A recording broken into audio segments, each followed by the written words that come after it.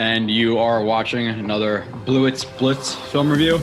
He has that ability to, trust me, he definitely does. Just his ability to catch balls outside of his frame, his leaping ability, his ability to hang in the air, his yak ability, it's all there. Lowers his helmet, low man wins, bang, rocks a guy. Hall running free, Brees Hall inside the 10, he's gonna score! The corners all do their job. You know, if you look at the picture right here, lock. 3rd and 1. Stevens always drilled. What a great defensive play.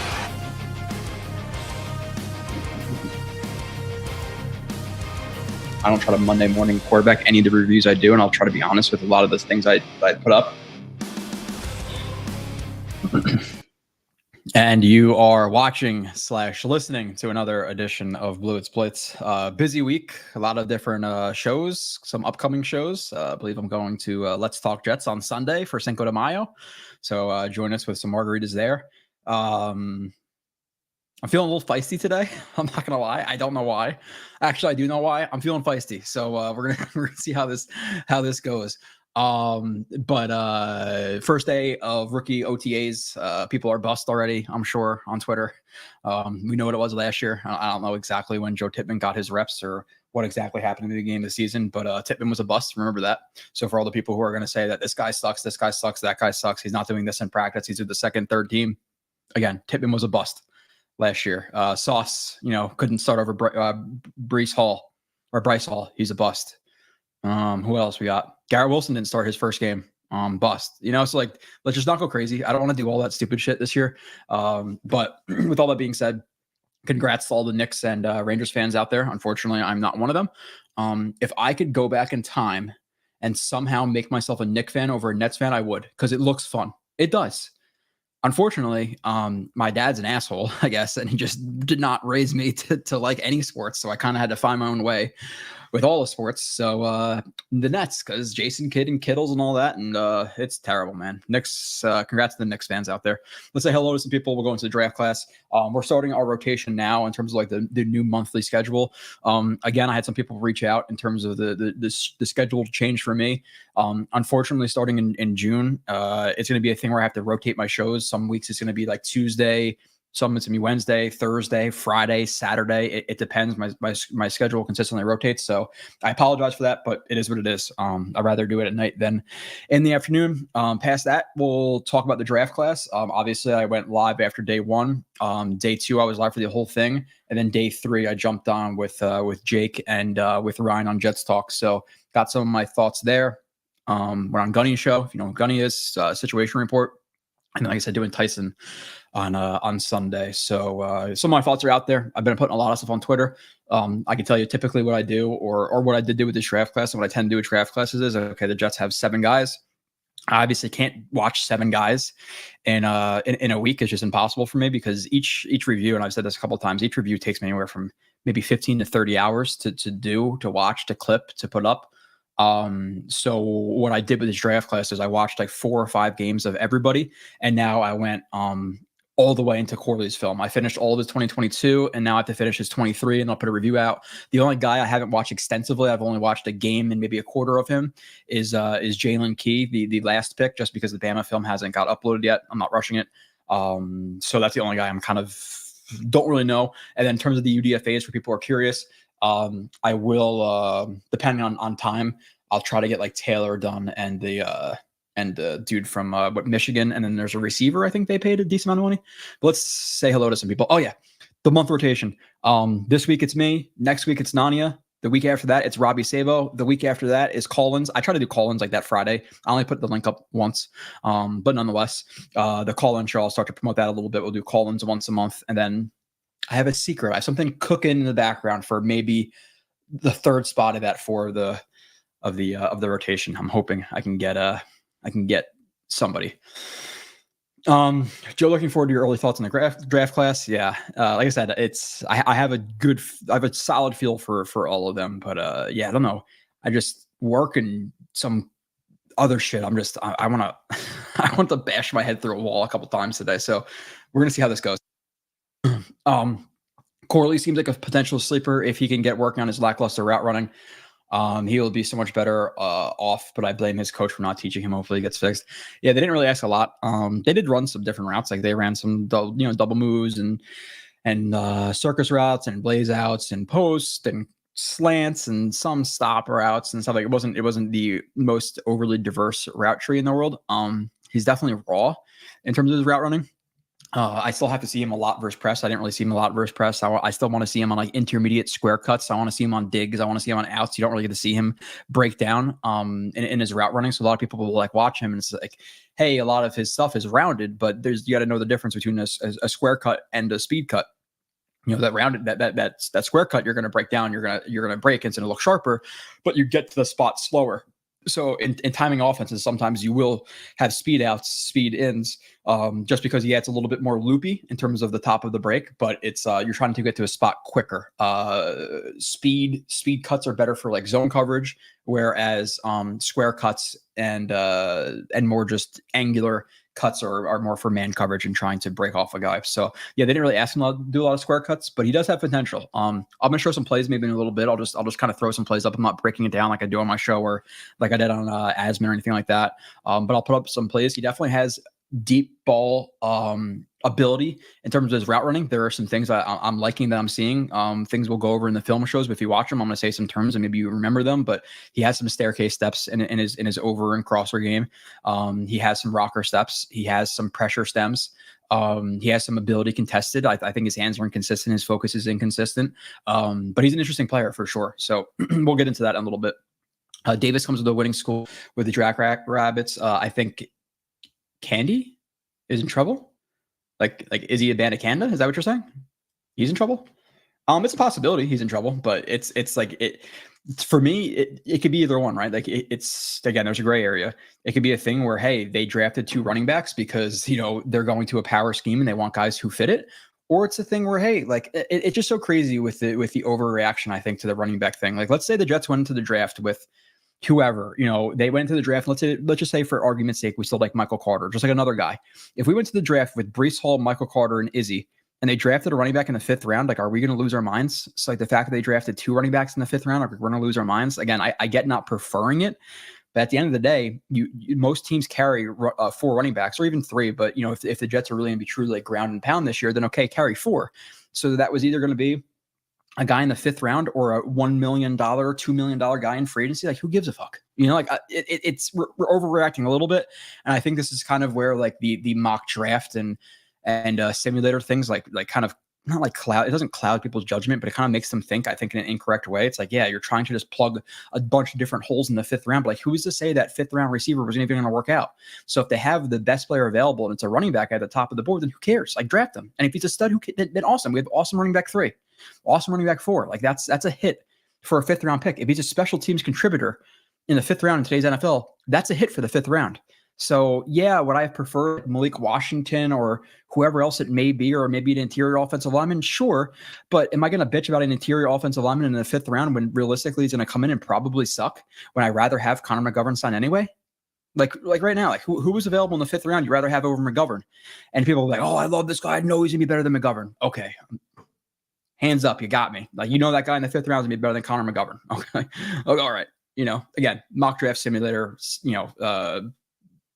dazed views. I don't know what the fuck that is, but I might be late or miss this altogether. I have to do my workout, just showing support. Yeah, shout out to you, Eagle.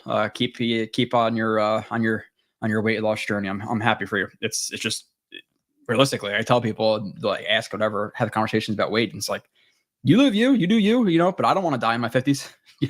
I want to live. I want to be able to hike and shit until I'm 70, 80. So weight's a serious problem. So I'm glad you're working it off. Hoping you talk me off the ledge with Corley. Can't help but see a very raw player with subpar measurables who got beat up. Subpar measurables, like in terms of what though? Like height, I guess. Okay. But in terms of like his thickness, if you just look at him as a like a, for lack of a better term, like a man, like the dude is built well. It's not like, he's not 6'4" with 34-inch arms and stuff like that, but he's pretty thick, jacked upper body, bounces off of guys, 27 reps in the bench, which for a receiver is absurd. So like, he's more stocky. He's not anything to write home about in terms of his like makeup, in terms of, how his body's built, but I'm not going to go crazy about the measurables. Like Are you going crazy about Garrett Wilson's measurables? What are Garrett Wilson's special measurables? But yeah, is he raw? 100% he's raw. Does he have to develop? Yeah. Do I think he might start off as like, I'm not gonna say strictly a yak type guy, orbit guy, whatever it may be. I think he's gonna start much more so like that, and then slowly develop his vertical game, his interview. Because yeah, he is raw there, but the talent is there undoubtedly. With that being said, though, Mike, I get the raw thing, and part of the reason I want another receiver is because I do think Corley's raw. And let's say Mike Williams does have a setback. Let's say game one is in San Fran, like some people are saying right now. Do you want to go into San Fran? And again, I know I'm making quite the leap here, right? But would you want to go into San Fran with no Mike Williams? Let's say he has a setback, and then Corley in his first game, Lazard is your 3. Like, fuck that. Like, give me somebody. I know that OBJ was signed to the Dolphins today. Chark was signed to somebody. You guys will throw it in the chat. I forget exactly where he signed. The Bills signed. What did they sign? They signed Chase Claypool, but you still have Boyd out there. You still have Davis out there. The one thing with Boyd though is I don't think the Jets go that direction with Boyd. I would think if all things being equal, they probably go more towards Davis, because you have Corley, who he's not a slot only guy. I'll fight back against that narrative, but he's going to be mostly in the slot, or at least a good amount of time in the slot. We want Garrett Wilson in the slot quite a bit as well. So you have 2 guys who are already more, they're better in the slot. So you want to add another slot guy to the mix, like slot outside. So I think I would like to add a guy who's a little bit more versatile. Corey Davis is a great name. See if he, it seems like he doesn't want to come back, but then past that, it's probably gonna be MVS, which at the end of the day, I know a lot of people had like high hopes for Brownlee because of whatever he did in the preseason, one really nice catch in camp. Would you rather have, gun to your head right now, MVS or Jason Brownlee? Like, I know we want to have high hopes for our players and stuff, but give me MVS. So I'll take it. It's not preferable though. So really like the Olo pick, damn near brick clone, right down to the unreasonably small hand. Dude, it's funny. We're having a conversation at work about his hand size, and one of the guys was like, you think you have bigger hands than a guy who's that big? I was like, I think I do. And I actually measured it. I was like 9 1/4. So I have bigger hands than Olu. So probably a lot of you guys have bigger hands than Olu. What is like 8.5? So yeah, I don't know. They're smaller than mine. So Matt, what's up? Meatball Parm, what's up? NY Jet Super Fan, what is up? Dano, what's up? Appreciate you guys being in here. Charles Henderson says Justin Simmons or Marcus May, please. That's quite the leap of difference of players. But Nickel, like Justin Simmons, Quandre Diggs, maybe like Eddie Jackson, then Marcus May. I could see Marcus May coming back. Justin Simmons, how much does he cost? How much do the Jets have right now? We'll talk about the JFM move. Again, like Joe Douglas has done mostly good this offseason. I'll talk about the defensive line and the mishandling of it. It was not great. How he's handled the defensive line in this scenario. So was that money that you cleared up with JFM? Can that bring you in Justin Simmons? Was it just a cash problem? Is it a thing where they're considering their future cap? But again, we'll get into it. But you saved about $7-ish million, with getting rid of JFM. And you paid Kinlaw, $7.5 million. And I don't give a shit what anybody says in here. I know people tend to, shit on our players once they go. If you're taking Kinlaw over JFM, I don't know. Like, that is just wild that anybody would take that trade. So, yeah, I didn't like that they got rid of him. Now, obviously, a situation. Okay, your counter argument could be, well, they didn't know that they were getting Reddick at the time of getting. Or at the time of signing Kinlaw, so they thought they could fit everything. Okay, completely understandable, but it's still something to consider, and it's something to consider the fact that Lawson got restructured last year, and I believe they saved like $5 million, or they ended up like keeping him for the year. But they ended up paying him like an extra $5 million, whatever it is. I think it's $5 million they gave him to do absolutely nothing for the Jets. Okay. And then you go from Al Woods, and people are going to say, oh, you have to give him a shot, all this stuff. I completely get that. Again, people are going to be defenders no matter what. I like a lot of what Joe Douglas has done. I can have one problem, right? Like, let's not get our panties in a bunch. At the time of the signing, I'll say that very specifically, at the time of each signing, one more time, at the time of each signing, I liked Woods a lot more than Fotu. At the time of the signings, I liked Quentin Jefferson a lot more than I liked Kinlaw.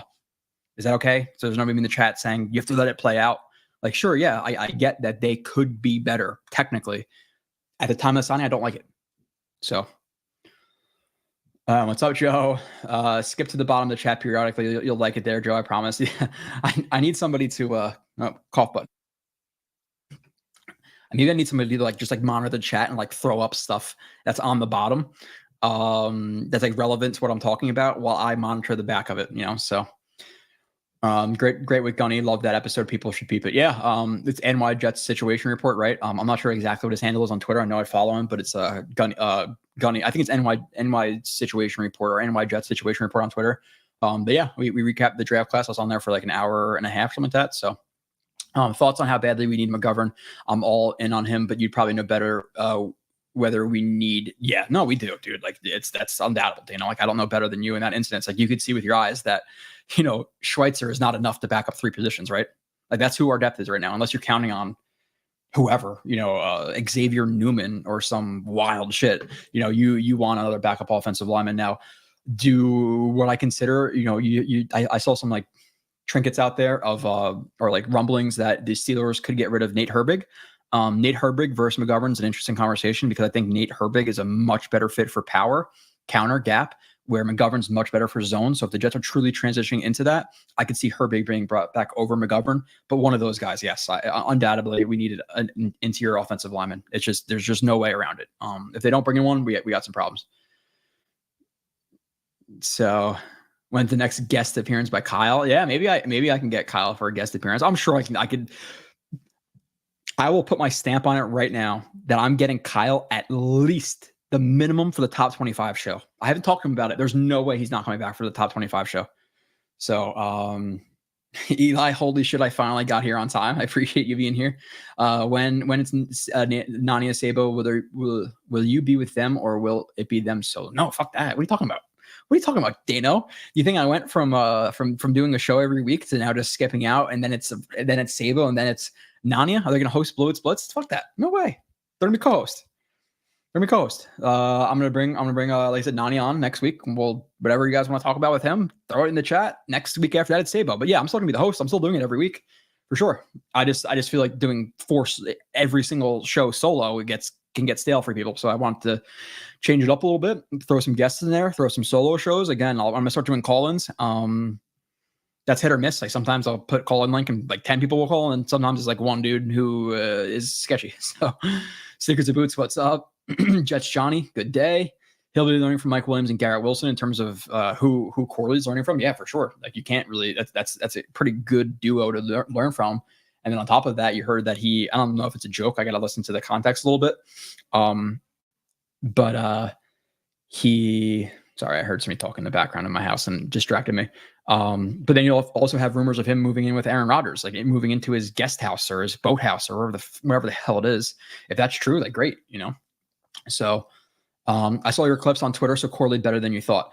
What I'll say about Corley, and then we'll get once I catch up in the chat a little bit, maybe I'll pull up some plays of everybody just to show you kind of like what I'm talking about. It's just if I do that, I know that with the chat I'm going to lose an hour of the chat.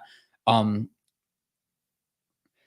say the good first. The good is I think there's a lot more potential than I thought in terms of his route running, specifically vertical, specifically secondary releases. Press, I haven't seen a lot of good versus press. There hasn't been a lot of press reps though. So that's a very, very raw area of his game, press intermediate routes. I think he's underrated in that aspect. Is he the best yak guy I've ever seen in my entire life? No. There are some times he's brought down by a guy or one guy, or he makes the wrong decision. So I think his yak is very, very, very good, even elite. Do I think it's the best I've ever seen? No. Like, do I think he's Debo? I don't. But I also think he's a little bit more versatile. So I think he's a little bit worse at yak than some people think, while also being better as a route runner, or more, or has more potential there than I think. And the yak thing, it's only slight. It's only slight, but there are some moments I was watching like, I kind of wish he got out of that, like considering his reputation. But he runs with a nasty mindset and stuff like that. There's some vision stuff like that, or maybe he goes for too much sometimes. But Braylon, yeah, I like both the running backs. Braylon Allen and Davis are a little bit different. Some people say they're the same. I guess they're the same in terms of like, yeah, they're both powerful guys, but Braylon Allen is much more explosive. Some people say he like takes forever to get going. I couldn't disagree with that more. I have some plays where he gets going immediately. So I think he can get going considering his size pretty well. 6'1", 6'2", 235, 240, whatever it is. He moves well considering his size. And then past that, Yeah, like, he bounces it too much. His vision's inconsistent. There's definitely times where, there's 3-4 yards available in a cloud of dust, and then he tries to bounce it to the outside and he gets tackled for a negative 1 yard loss or a stuff. So there are some times undoubtedly where I want to see him just lower his shoulder and understand that 4 or 5 yards is not a bad thing, instead of kind of trying to bounce everything outside. So I want to see more consistency inside the tackles with him. I want to see him lower his shoulders a little bit more and just truck guys over. And I also want to see him run with a little bit lower pad level, because he does run high and he gets caught. Now for Davis, not as explosive, but super shifty, like in terms of like laterally, very, very quick to just shuffle and hit a gap with like perfect spacing between, the guard and the tackle, the guard and the center, whatever it may be. But nasty, good stiff arm. Again, lateral explosion is there specifically for his size. I think he has pretty good vision. He's really good at setting up his blocks. He'll guide his offensive lineman well with like his offhand. So I like Davis a lot.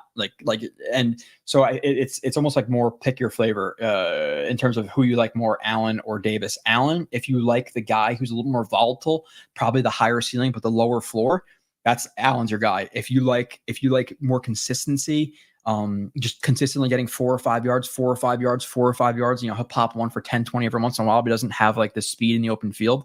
I'm not saying that Allen's a burner, but he's definitely faster than Davis, in my opinion. But if you want more consistency, then it's a guy like like Davis over Allen. So it's all about what you want. Seeker's Boot says, I think they might end up keeping 4 on the roster, like running backs. At least one on the practice squad. Izzy can still develop and be that change of pace. Yeah, it's a thing. Like, does he fit does he fit? I'm not going to lose sleep over a guy in the 4th or 5th round losing a roster spot if that's the case. If he doesn't fit power, he doesn't fit power. Like, are we not going to draft the third? Let's say the idea is to replace Izzy. Okay.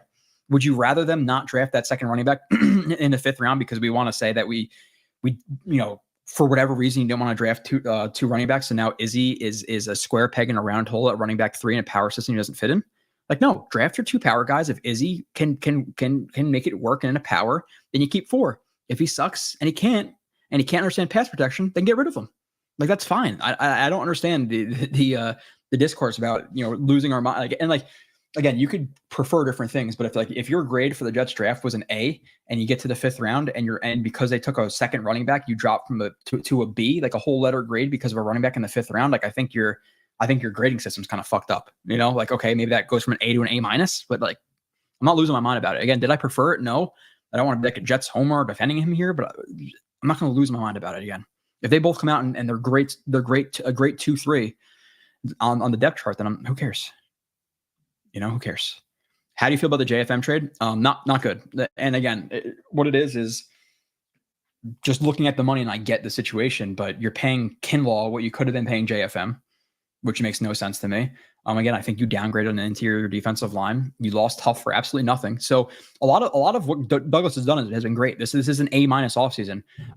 But the downgrade from Woods to Fotu is a negative for me. Again, the downgrade from Q-Jeff to Kinlaw at the time of the signing is a downgrade. You lose Huff for nothing. You finally get a homegrown guy, and you could have extended him before this year. Hopefully, you lose him for absolutely nothing. Okay, you get Riddick, awesome.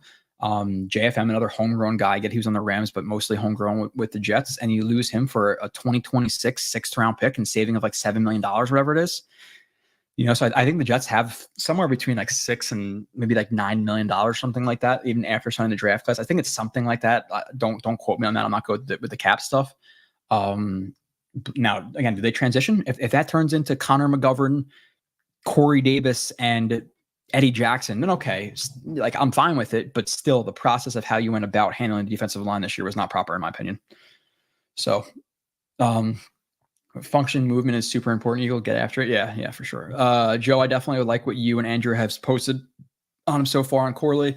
Would you take the over under on giving him 750 yards and 5 touchdowns, 125 yards rushing? Do I have to say over to each one of those? I would say under on the yards, just considering how many different people we have in the offense who have to get touches. So I'd say under on the yards, 5 touchdowns.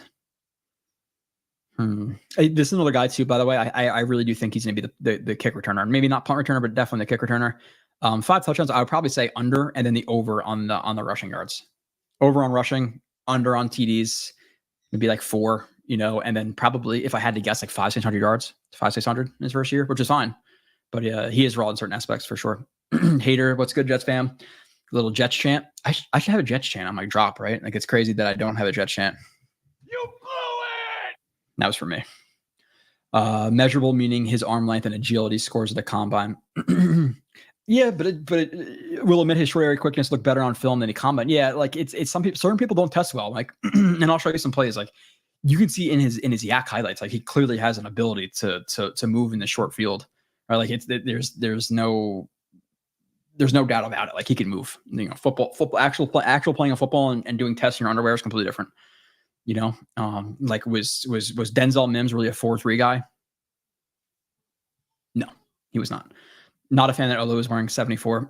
Yeah, I prefer to keep that number with Mangold, but it is what it is.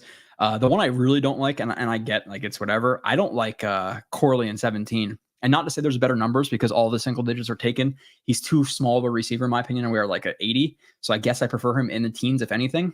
But I don't like going from like Garrett Wilson's absolute stud in that number to then a rookie having it. Like, I'd much rather see him in like, Greg Leg has like 9, but like 9, I want him to be 0 until they got Allen, but nonetheless.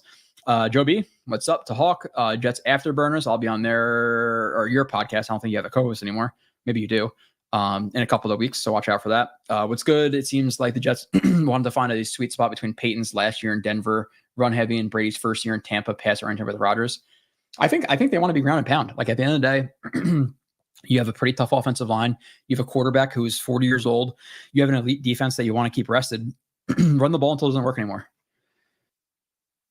Sorry, I don't know what's wrong with my allergies or something, but yeah, run the ball until you can't anymore. Why make Rodgers throw pass? Like, if we can win a game, with Rodgers throwing the ball 20 times and it's not exciting, and you win, 17-3, like, who cares? Like, get Rodgers and rested as you can possibly be, so you can dominate on the ground. Like, now, yeah, there's going to be some passing opportunities, obviously, and there's going to be some situations where the passing game is an extension of the run game with all the screens and stuff to Corley, to Garrett Wilson, to maybe a little bit of Gibson if he makes the roster.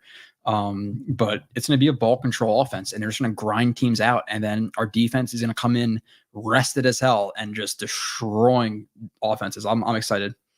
2 draft questions. One, are you seeing Braylon trucking people or avoiding contact more often? Which one? Trucking for sure. 2, I think Corley's yak translates versus larger, faster players. There's always going to be a drop off in yak. Like, is Bowers going to do what he did? Like, if you watch me break him down on Jake's channel, like, there was plays where literally you have guys who are running to him and like not even aggressively playing 2-hand touch, like barely playing 2-hand touch. Same thing with Corley. Like, every single yak is not going to, or all the yak is not going to translate. So do I think he comes to the NFL and he's Deebo Samuel? He's the yak king of the NFL? No, I don't think that's realistic.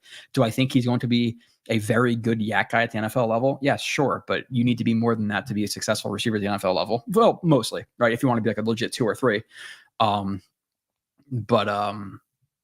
Yeah, it translates. Now, again, is he a yak god? Yak king? No. 2025 cap thing. We're absorbing all future dead cap now. JFM. Yeah. I heard it was a cash problem though, Dano.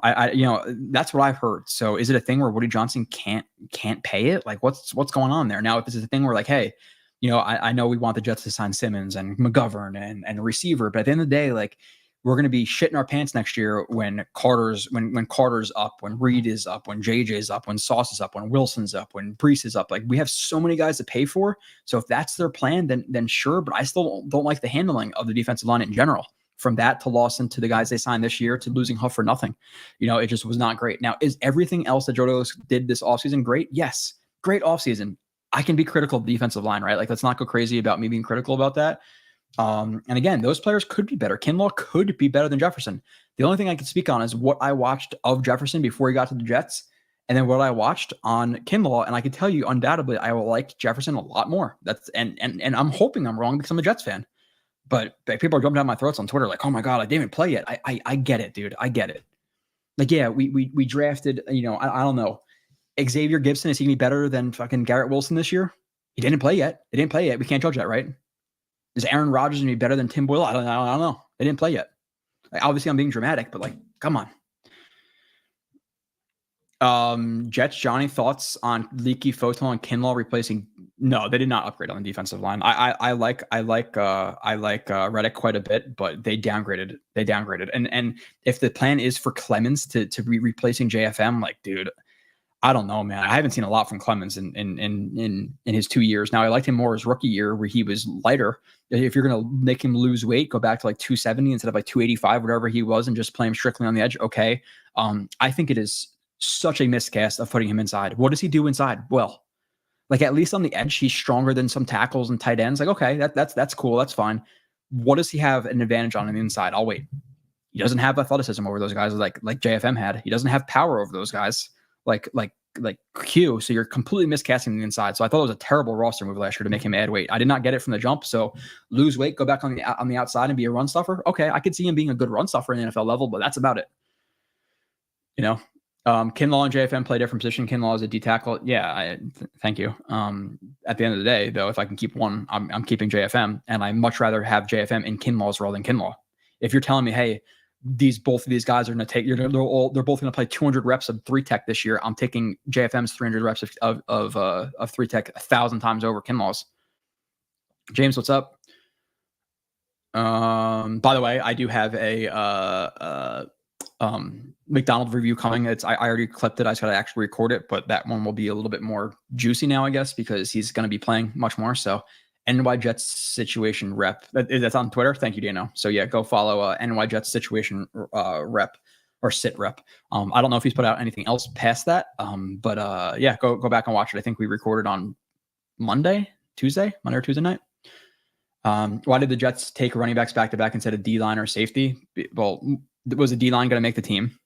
You know, like maybe not. I'm not going to go crazy about it. That safety, is that safety better than JBC or Key? I don't know. What if their transition is to Eddie Jackson, and then we're like, oh, that makes sense why they didn't draft a safety, because they signed Eddie Jackson. Like, we have to wait until the rest of the offseason plays out before we judge a roster. In my opinion, if they go into I think receiver is more. I think it's important, but I think you can argue that it's more of a want than a need. There's an absolute need at safety and interior offensive lineman, in my opinion. So I will be critical if the Jets do not pick up a safety, if they do not pick up a interior offensive lineman. Now, maybe for safety, they wait because they have two young guys. Obviously, you have Clark. Obviously, you have Ashton Davis. Obviously, you have Tony Adams. Now, maybe they wait until July, August, and they see how those guys play in camp. And maybe JBC is dominating. Maybe Key is dominating, and they don't have to sign a guy. As it stands right now, not knowing anything about how they're going to perform at practice and just assuming baseline level, like JBC is going to play like a 6th round pick or whatever he was, and Key's going to play like a 7th round pick. That's not enough for me. So I'd like to add a safety and again, interior offensive lineman. But again, these players that everybody obsesses over, I'm not saying you specifically, David, but people obsess over these players because they see them a lot in mock drafts, and then they get familiar with the name and they say, oh, that guy is good. He's supposed to be there in the 5th round. And you see him in the 7th. They're like, oh my God, he's a 5th round pick. Grab him in the 7th. When in reality, that has no effect on actual NFL boards. And I speak pretty often about how the mock draft simulators kind of ruin people.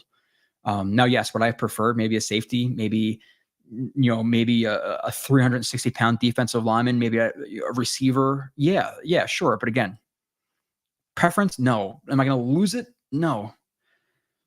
JFM played inside as well. Yeah. Kinlaw can tolerate the slight overpay because he's coming off a rookie deal where he didn't get to show his real value post-injury. So the timing of him being 25 and finally removed is better than Woods. Well, they're different. You're talking about more Kinlaw versus Jefferson. They're very different players.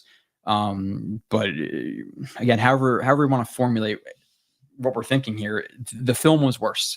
I did not enjoy watching Kinlaw. There's a few splash plays of him, but he is very, very inconsistent. Like, I was not impressed for $7 million. If you watch him, I would think he's like a $2 million player.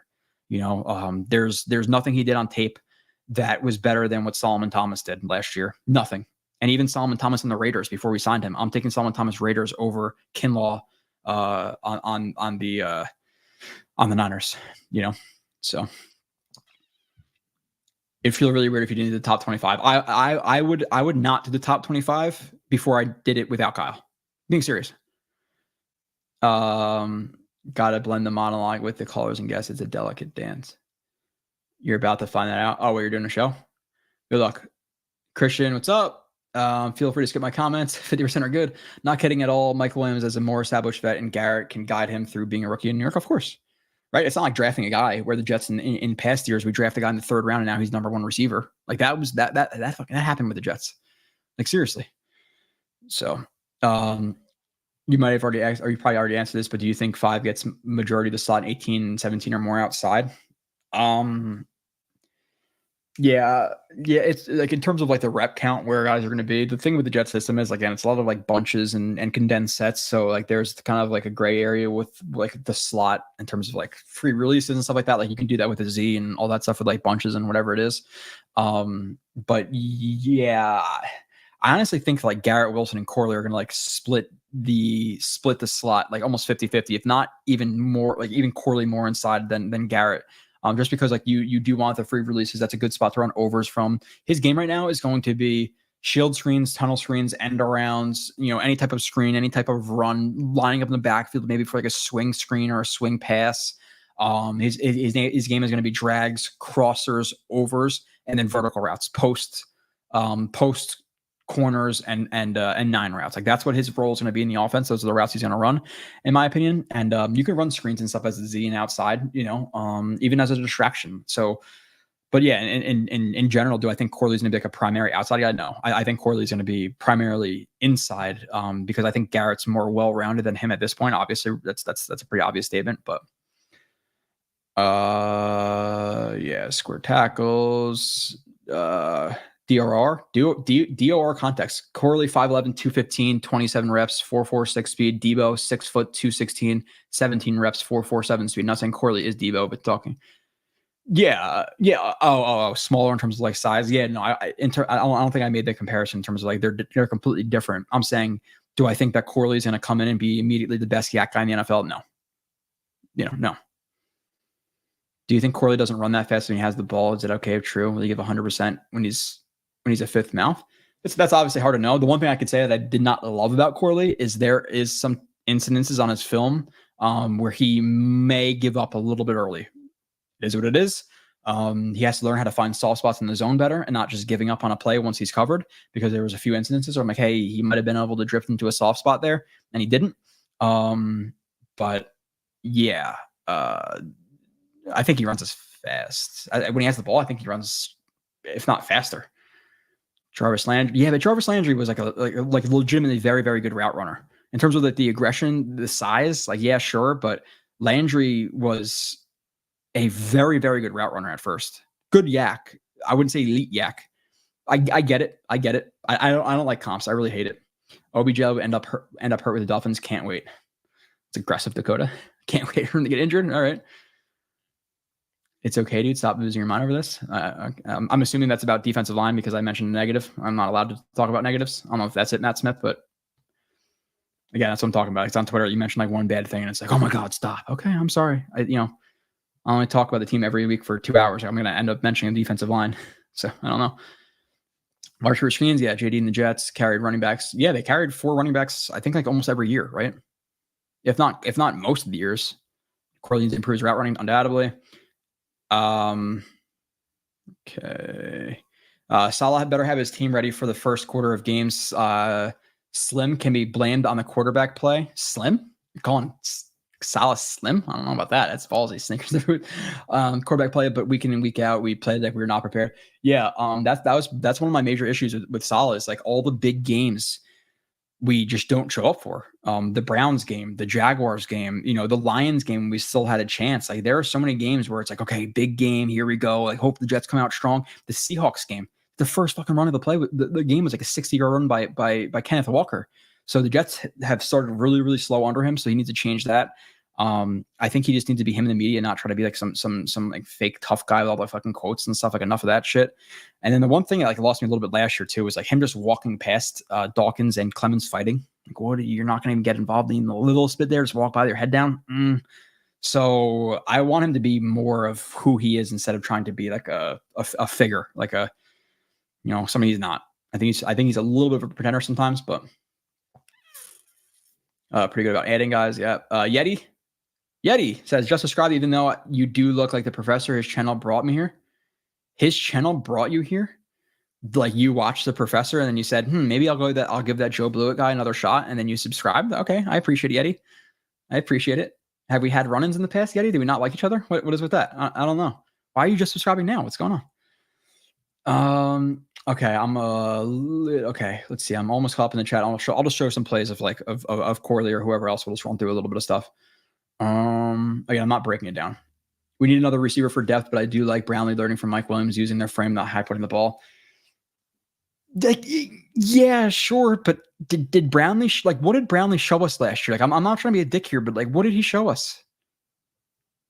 It was one catch, and in the preseason, like, yeah, he caught a wide open slant. In the preseason, again, I don't pull punches. He looked terrible in the preseason. Like, his route running was god awful. He got jammed off the line like quite a few times. Catching the ball with terrible technique. So yeah, sure. I guess he could be something, but I'm putting 0 chips down on that. I'm sorry. I'm not. I'm just being honest. QB situation. Who is going to play QB in the preseason and get this team ready? Tyrod. Apparently Travis is going to be ready for camp. Now, is that like full blown ready? I don't know. But I would assume Tyrod. And if they can't, they'll bring in a body. They'll bring in a UDFA. They'll bring in some random guy. Joe, I know you've been digging deep into Corley. Have you got into any of the? No. I still got to get into Key and stuff, Dom. I explained before. I watched like 4 or 5 games of all of the rookies, and now I watched. Now I'm trying to finalize reviews. So I got Corley's 2022 done. I got to finish his 2023, and then I go to Allen. Then I go to Travis. Then I go to Davis. Then I go to Stiggers, Key, and then maybe I'll hit some. What is it? Like, it's like Taylor. Taylor's a tackle from Miami, right? We got a D end from Michigan who seems like more of like a run stuffer type of guy. I don't think he had the most like sacks and production. And then there's a receiver too, right? And the thing with JFM too, people, I just thought about this too, just because the guy from Michigan is kind of like JFM in terms of like their build. I think people are underrating him now. Like, just because he's gone on the team, like now he sucks. Didn't he didn't have the best sacks or stats. He had like 4 sacks last year, whatever it was, but didn't he have like 50 pressures? I know that's we want the sacks, but like, he's a guy who's a really good run defender. He's a decent pass rusher, if not plus average pass rusher, gets a lot of pressures. Yeah, he had some penalties, but one of the penalties he had was a complete horseshit that the NFL apologized for after. Yeah, he's had some bad ones. 2 years ago against Atlanta, I thought it was pretty bad. Atlanta was a bad one. The Cowboys was one that they fucking apologized for. I don't know. Is Corley better prospect than Elijah Moore when he came out of the draft? I don't know. Again, complete transparency. Do I like Elijah Moore's Old Miss film better than Corley's film? I do. That's undoubtedly I do. But there's something to say about like mentality and stuff. I think Elijah Moore is a really good player, really talented. I think Elijah Moore thinks he's better than he is. Dude, he's a head case to me, Elijah Moore. So I think Elijah Moore could still be a good player. And in terms of prospects, yes, I like Elijah Moore better, but that doesn't mean that he can't end up being better than Elijah Moore. Like, you could say, okay, well, is Elijah Moore a better prospect than Quincy Enunwa? Yeah, of course he's a better prospect than Quincy Enunwa, but are we taking Quincy Enunwa's NFL career 10 times out of 10 over what Elijah Moore gave us? Yeah. So like, it doesn't necessarily correlate. Like, oh, he's a better prospect means he's a better player. No, they're different players also. Somebody on Twitter said to me the other day, like, oh, he's just an Elijah Moore with a hit stick. I'm like, fucking sign me up. Elijah Moore with a hit stick sounds like a really good player. I think Elijah Moore's problem is his mentality. He acted like he arrived before he really did. I listen, like, I'm not trying to be like religious here. As soon as like receivers and corners start tweeting out fucking Palms, verse 8, chapter 6, I'm like, oh fuck, here we go. Here we go. Catch a training camp. Yeah, again, like secrets of boots. I'm sure like you go out and play ball with your friends every once in a while, you have a crazy catch, but I'm sure we don't want to draft you. No offense, but yeah. Hopefully run the ball down teams' throats and won't need 4 or 5 receivers. What was one of my thoughts, actually? I was looking at the Dolphins and just like thinking about them, and you know how teams kind of build for their division? The Dolphins may be the Jets' top threat. In my opinion, they are the top threat in the AFC East right now. The Dolphins do not handle like power well and all that stuff, and like teams running it down their throats. And if you do that, you keep their offense off the field. Was part of their thought process. Like, hey, we're in a division with a highly explosive Dolphins offense who may struggle a little bit, defending the power run game and just teams who jam it down their throats. could be a thought process. Teams definitely think like that. So Dallas going 6-11, New England going 6-11. Both teams will be lucky to see Dallas going 6-11.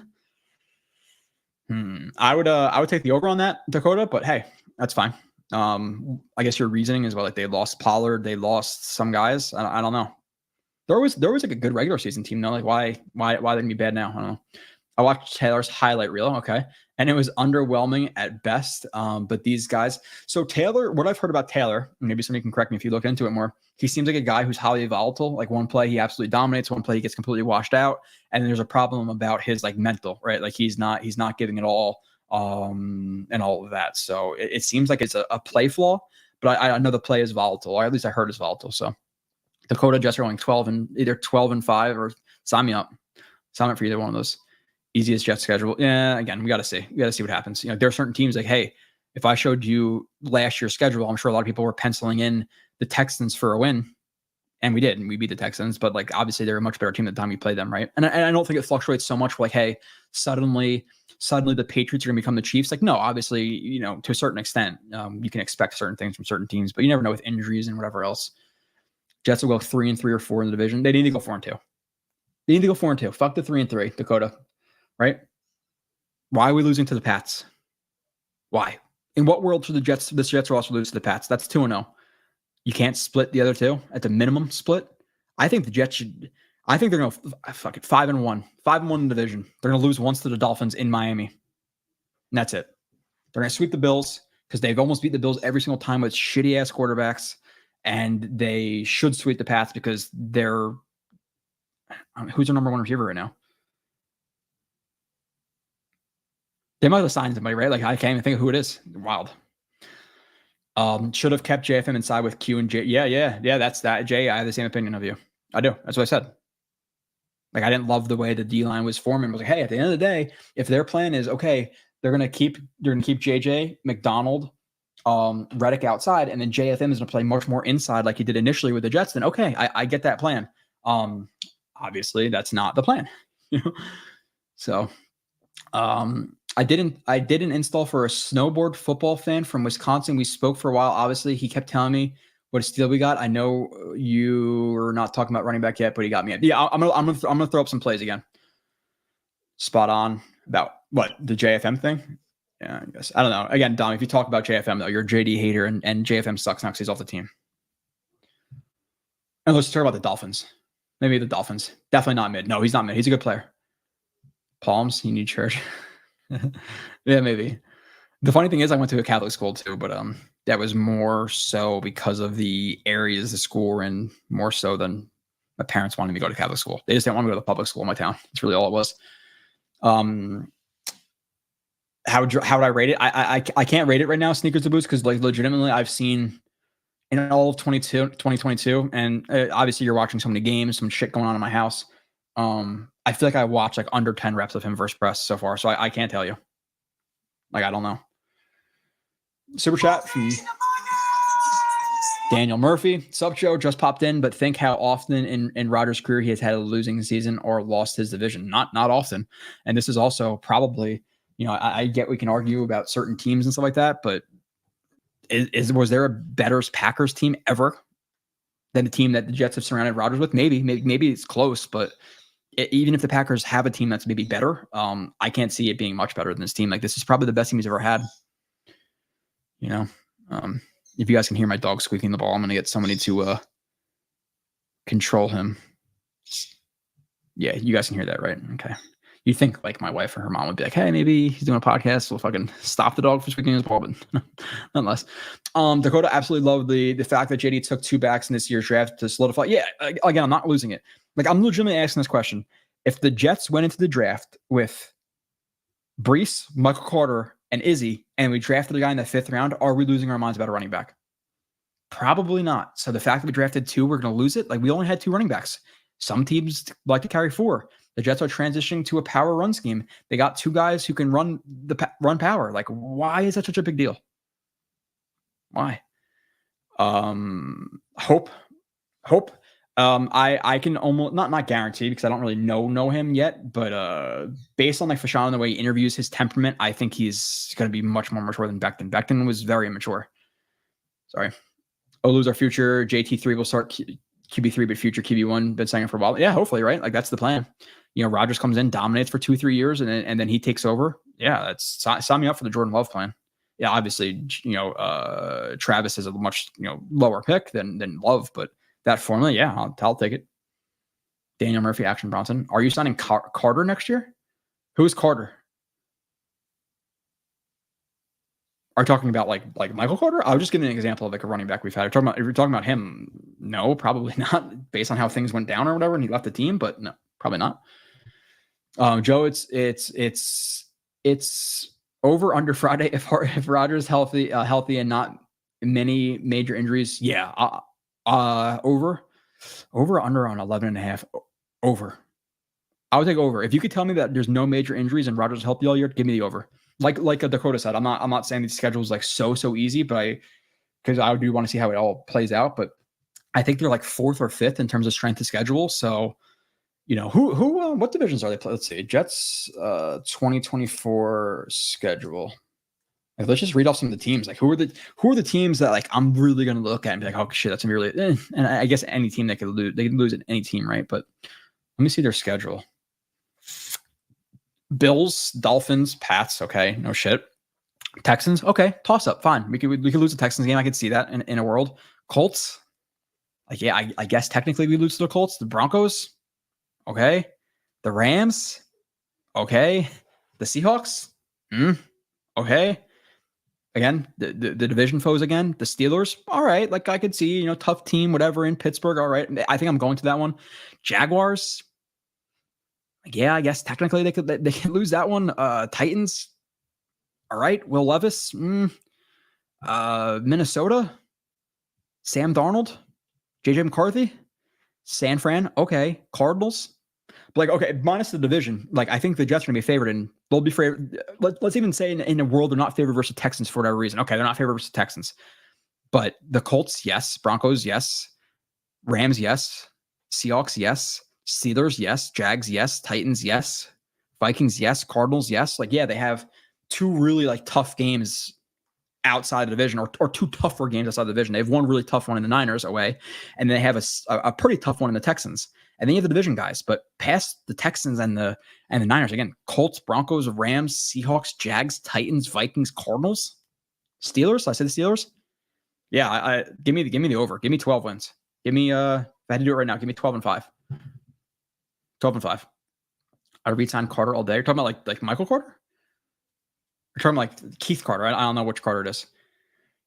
Joshua says, who are your favorite draft picks so far? I know it's early, but just what you've seen. Yeah, like considering the round and like even considering the shit the player gets, I'm going to consider all factors. I'm going to say Davis, dude. Like, I like Davis. I'm going to show you some plays in a little bit. Nickel corner. Oh, you're talking about Carter. My bad. I was talking about Michael Carter, and then I started thinking about Keith Carter. Michael Carter the second? Fuck, yes, sign him. Of course, sign him. Yeah, sorry. That's just me being an asshole. I'm just an idiot. Sims, I think. Sub Joe, who is anyone who you'd want to add at the receiver room at this stage? Well, Corey Davis. I know people aren't going to love it, but like MVS, it's not that I like him, but am I going to take him as receiver 5 over Brownlee? Yeah. Let's see. Free. Is there anybody else out there I'm forgetting about? Free agent, wide receivers. I'll do. Is it spot track? Let's see. Okay, I'll bring up some people that I'm going to pull up some like random plays again. Nothing crazy. I'm not breaking down anything. I don't feel like it. And it takes too long anyway. Okay, let's see. Free agents. Let's see some receivers. Who could we add? Because I think receiver. I get that people can argue that it's a want over a need. I'd argue if Mike Williams goes down, which is possible, that it's a very big need, and I don't want to be living in a dangerous area where it's like, well, if this guy goes down, you're kind of screwed. It's like, let's kind of prepare for the worst here. Boyd, good name, obviously. Scanling, I could see it. I could see Zay Jones. Zay Jones didn't have, I think he's had some injuries and stuff like that, but I think it was like 2 years ago, he put up probably at least 600-700 yards, right? Maybe even 800. Randall Cobb. No, I'm kidding. Yeah, out of all the names I'm seeing right now, I would say MVS. McCall Hardman's a free agent. It's weird. Like the fact that he won this, he was an equal part of the Super Bowls with Travis Kelce and Andy Reid and Patrick Mahomes. I'm surprised he's still a free agent. Wild. but nonetheless, yeah. Zay Jones, Scantling, Corey Davis. What did Russell Gage do in Tampa? Did he do anything in Tampa? Because I actually liked him a little bit with the Falcons. What were his stats? Let's see, Russell Gage stats. What did he do? Probably nothing. Yeah, like, okay, I'll take Russell Gage. Give me Russell Gage, MVS. One of the guys I just said. But like, you're looking at this is up from 19 to 22. You have 446 yards, 786, 770, 426. Like, he's a guy who can come in and get you 400 yards. Give me Russell Gage. I'll take Russell Gage. I actually like that. But he might play inside. He's a little bit small, right? I kind of forget. But yeah, Gage, MVS, Corey Davis. There's another name I threw out there that I'm already forgetting. Okay. Truth or last year, lost that battle. We play Sam next year. It's gonna be fun. Hopefully we play Sam and Zach. That'd be nice. Even though at this point, obviously, they're both gone. I don't want to speak for us all, but I think we all like Sam much more than Zach, right? Like, we all are much more favorable to him. Like, if there's let's just say one of them beat us this year for whatever reason, we'd much rather have it be Sam who beat us than Zach, right? Or am I crazy? I don't want to speak for you guys, but I like Sam much more. And he got fucked over a lot harder by the Jets than Zach did. Zach actually had a shot. Sam did not have a shot. Sam was playing with the 32nd offensive line in the league, with Adam Gase, with absolute scrubs as receivers. Scrubs. Okay. The football gods are way overdue to give us a break, especially on offensive line, dude. Just in general, right? Seekers of Boots, like, in general. Okay, hold on. I'm going to make a... As soon as my wife answers, I got to mute myself for 2 seconds. They're going to be told to stop throwing that freaking ball down. She's not going to answer. I know she's up there. With you.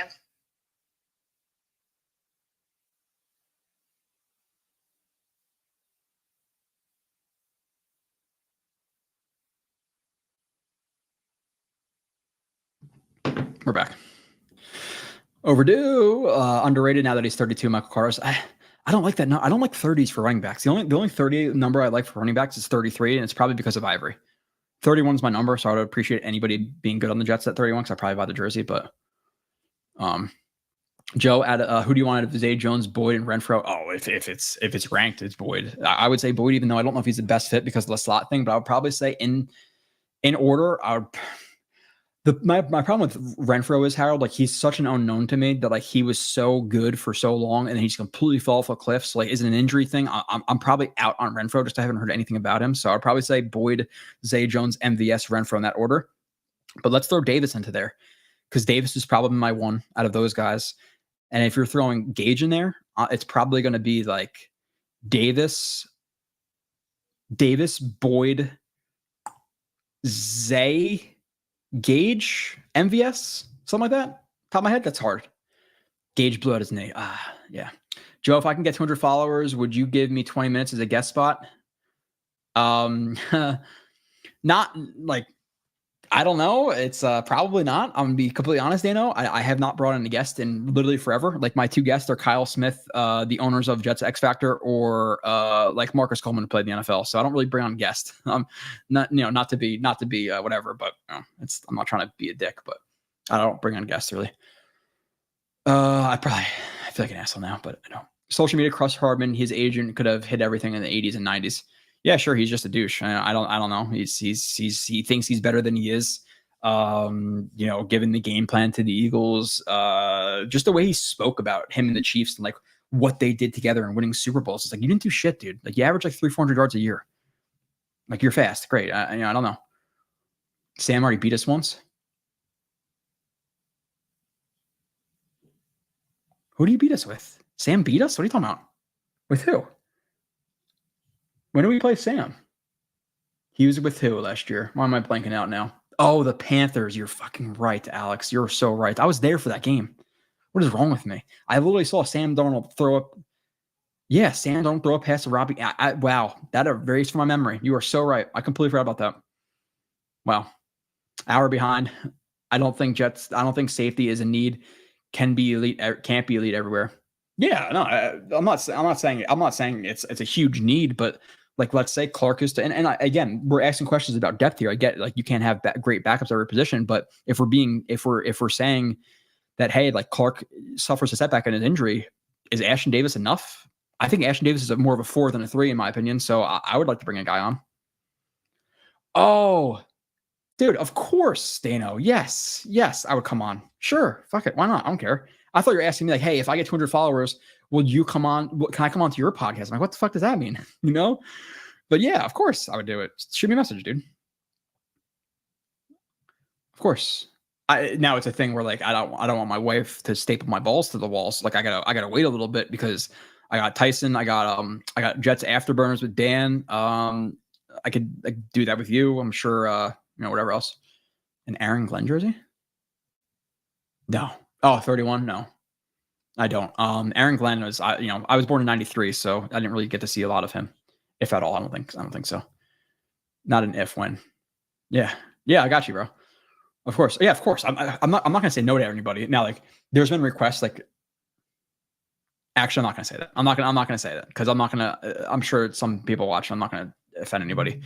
I could say that I will give my time to anybody, but like when people ask for like too much, it's like, dude, like I don't have so much time. But let's pull up some. I'll let the chat build up a little bit again. I'm just gonna show you some Corley stuff. Nothing crazy of Corley, but I'm gonna show. This is not. You guys don't want to see yak shit, right? Like you guys have already seen plenty of yak stuff on the internet. You don't need to see more yak stuff. So I'll just throw you some. I'm gonna throw out some vertical route running stuff. Again, I'm not gonna break it down. This is for the actual stuff. Having Gunny on Friday should be a good one. No, it's all good. I thought you meant like, hey, can I come on your show? I was like, that's kind of weird, Daniel. Like I thought we were pretty cool. Like I feel like you wouldn't ask me that. At least I remember us being cool. Sometimes I misremember, but you were just Dano, right? You weren't the late show featuring Dano Jets, right? I'm not mistaken because I don't remember that name specifically. Boomtown, earn yourself another sub, my man. Joe, long after you're great, Jake asked. Oh, cool. Okay. Yeah. Hey, I appreciate you guys. And that's why I appreciate Jake. Obviously he has a huge channel, and inviting me on to, 37,000 subscribers and having me do film breakdowns and stuff. Like I appreciate it. I broke down Olo on his channel. I broke down, Bowers on his channel. So I appreciate it. Thank you. Thank you, Boomtown. You're late. Yes, you are. Conklin, Ruckert, Yeboah, Kuntz will all be well enough with a healthy Rodgers. Yeah, that's sure. Could I, in another world, can I see them adding a tight end? Like, is Tunyon still out there and I added Tunyon to be tight end 3? Yeah, sure. Like, I'm not going to lose my shit. I don't think Dakota's going to lose his shit. Oh, you can see me doing all this stuff. Dakota's not going to lose his shit if Kuntz is cut, even though Rodgers did specifically name drop him. So maybe that is, a thing that happens. You guys can see my screen, by the way, now. So you could see all the freaking stupid amount of reviews coming. I think I've only dropped, let's see, Fashanu, Bowers, Latham, Odunze, Fuaga, Neighbors, Alt, right? And then people are like, oh, when are all this stuff coming? Like McDonald was done in February. Literally, he's been done for 3, 4, or 5 months. We got, so who do we have? We have McDonald, Warren, Adams, Ruckert, Tippmann, JJ, Wilson, Sauce, Brees, MC2, Quincy, Conklin, Q, Simpson, Moses, Kinlaw, Fotu, Oliver, Taylor, Tyron Smith, Mike Williams, Reddick, Ashton Davis, Jamie Sherwood, Fashanu's 2022 season as well. I'm doing Corley, Travis, Allen, Stiggers, Davis, and Key. All these are coming. I have to record 32 more shows at this point. Let's see some vertical. Let's just see some like route running and some contested catches stuff that you guys might not have seen on highlight stuff. Drop seam, sideline catch. Some of these I don't remember where he is. I believe he's slot right here, slot to the bottom. And this is just showing some more, and this one's a little bit choppy, but showing some more well-roundedness of his game. Again, not just necessarily a yak guy. I remember that one being specifically choppy, so I don't necessarily want to. I don't want to show it again. This one I'm going to criticize in the actual review because of some wasted steps right here, but we can see where he is. If you can't, then open your eyes and stop. I don't know if you open another app or whatever it is, but we got him winning vertically right there. Some wasted steps. We'll talk about like a double rocker that's unnecessary there. Win vertical, top slot, flag. Oh, flag. He drew a flag. Yep. Top slot right there. This gives me some time to drink coffee too, which is great.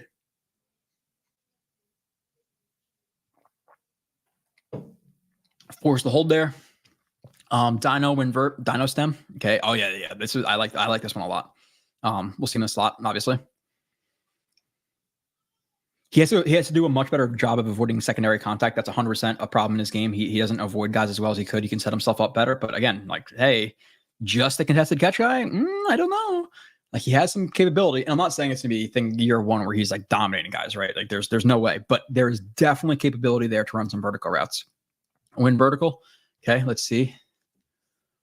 I'm just trying to show some stuff for you. Okay, that's like and this is why you can't just watch targets, right? Because like if you just watch targets, if you just watch catches, you're never going to see this rep. He's not targeted. That's a good fucking route. It's a really good route, which I'll break down later. But that's a hell of a route. End around TD, win vert, tempo, not attack. I'm assuming not attack the ball. I don't know where he is in this one. Probably right here. Yeah, right there. Wins vertically. He definitely has to come back to the ball and attack it better than he does. There is some contested catch ability to him, but yeah. Double, bad in, contact, balance, not step out, truck, soft push off, no contested, boxed out. Over staircase. Ooh, some staircase steps. Let's see. I think he's bottom slot. Bottom slot right here. No, my bad. 11. Duh. He's right there. He's off the line of scrimmage. Yep. Went on the staircase. Now, I think he catches. He actually does end up pulling that in. Contested drop. Let's see. Contested over middle. Let's see. This is for Mike. Who said, do not try to talk him off a ledge right here. So I'm trying to show him that maybe he's a little bit more than you think he is in terms of just a yak guy. He has to work for sure in certain areas. That's a hell of a catch, though, over the middle. Like, that's not an easy ball to adjust to. So there is capability in here. Route and yak. Okay. I don't know what the route is, but we'll watch it. The ones with the arrows are the ones typically I put on Twitter. Yeah, double move. The way he absorbs contact sometimes is just stupid. Like, that does not make sense that he's able to just truck that guy. But yeah, that's not normal. Contested and yak. Okay, let's see. Drop and contested. Oh, route but contested. Okay. Let's see here. Oh yeah, I think this is the out route. Yeah, this is the out route. You want to see him get a little bit deeper here. You want to see him set up this DB a little bit better. Really, all it is he doesn't eat up enough ground right here. He does it a little bit too shallow. But nonetheless, it's still a contested catch. Gets him to 4th and 1. You want to see him do a little bit more vertical, but out and up. Let's see this one. Top of the screen. I know it's a little bit small. Okay. So, and this is what I'm watching. It's like, hey, he's only a contested catch guy. I'm not saying that. What's actually, let's continue this one because he trucks over that dude. Bang.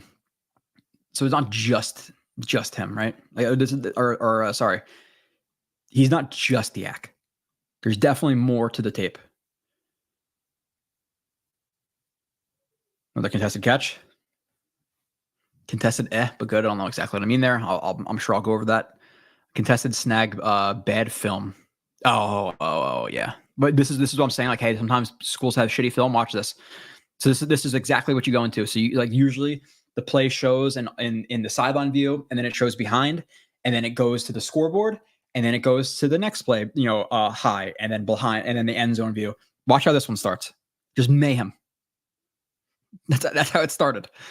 I got it like here. I was like, what the fuck? Like, this is the play. Thank you for letting me see the routes and stuff. I appreciate you, but contested catch action on the sideline right there. So like, again, there's more to him, right? Now there's a lot of it's yak and a lot of it has to be developed.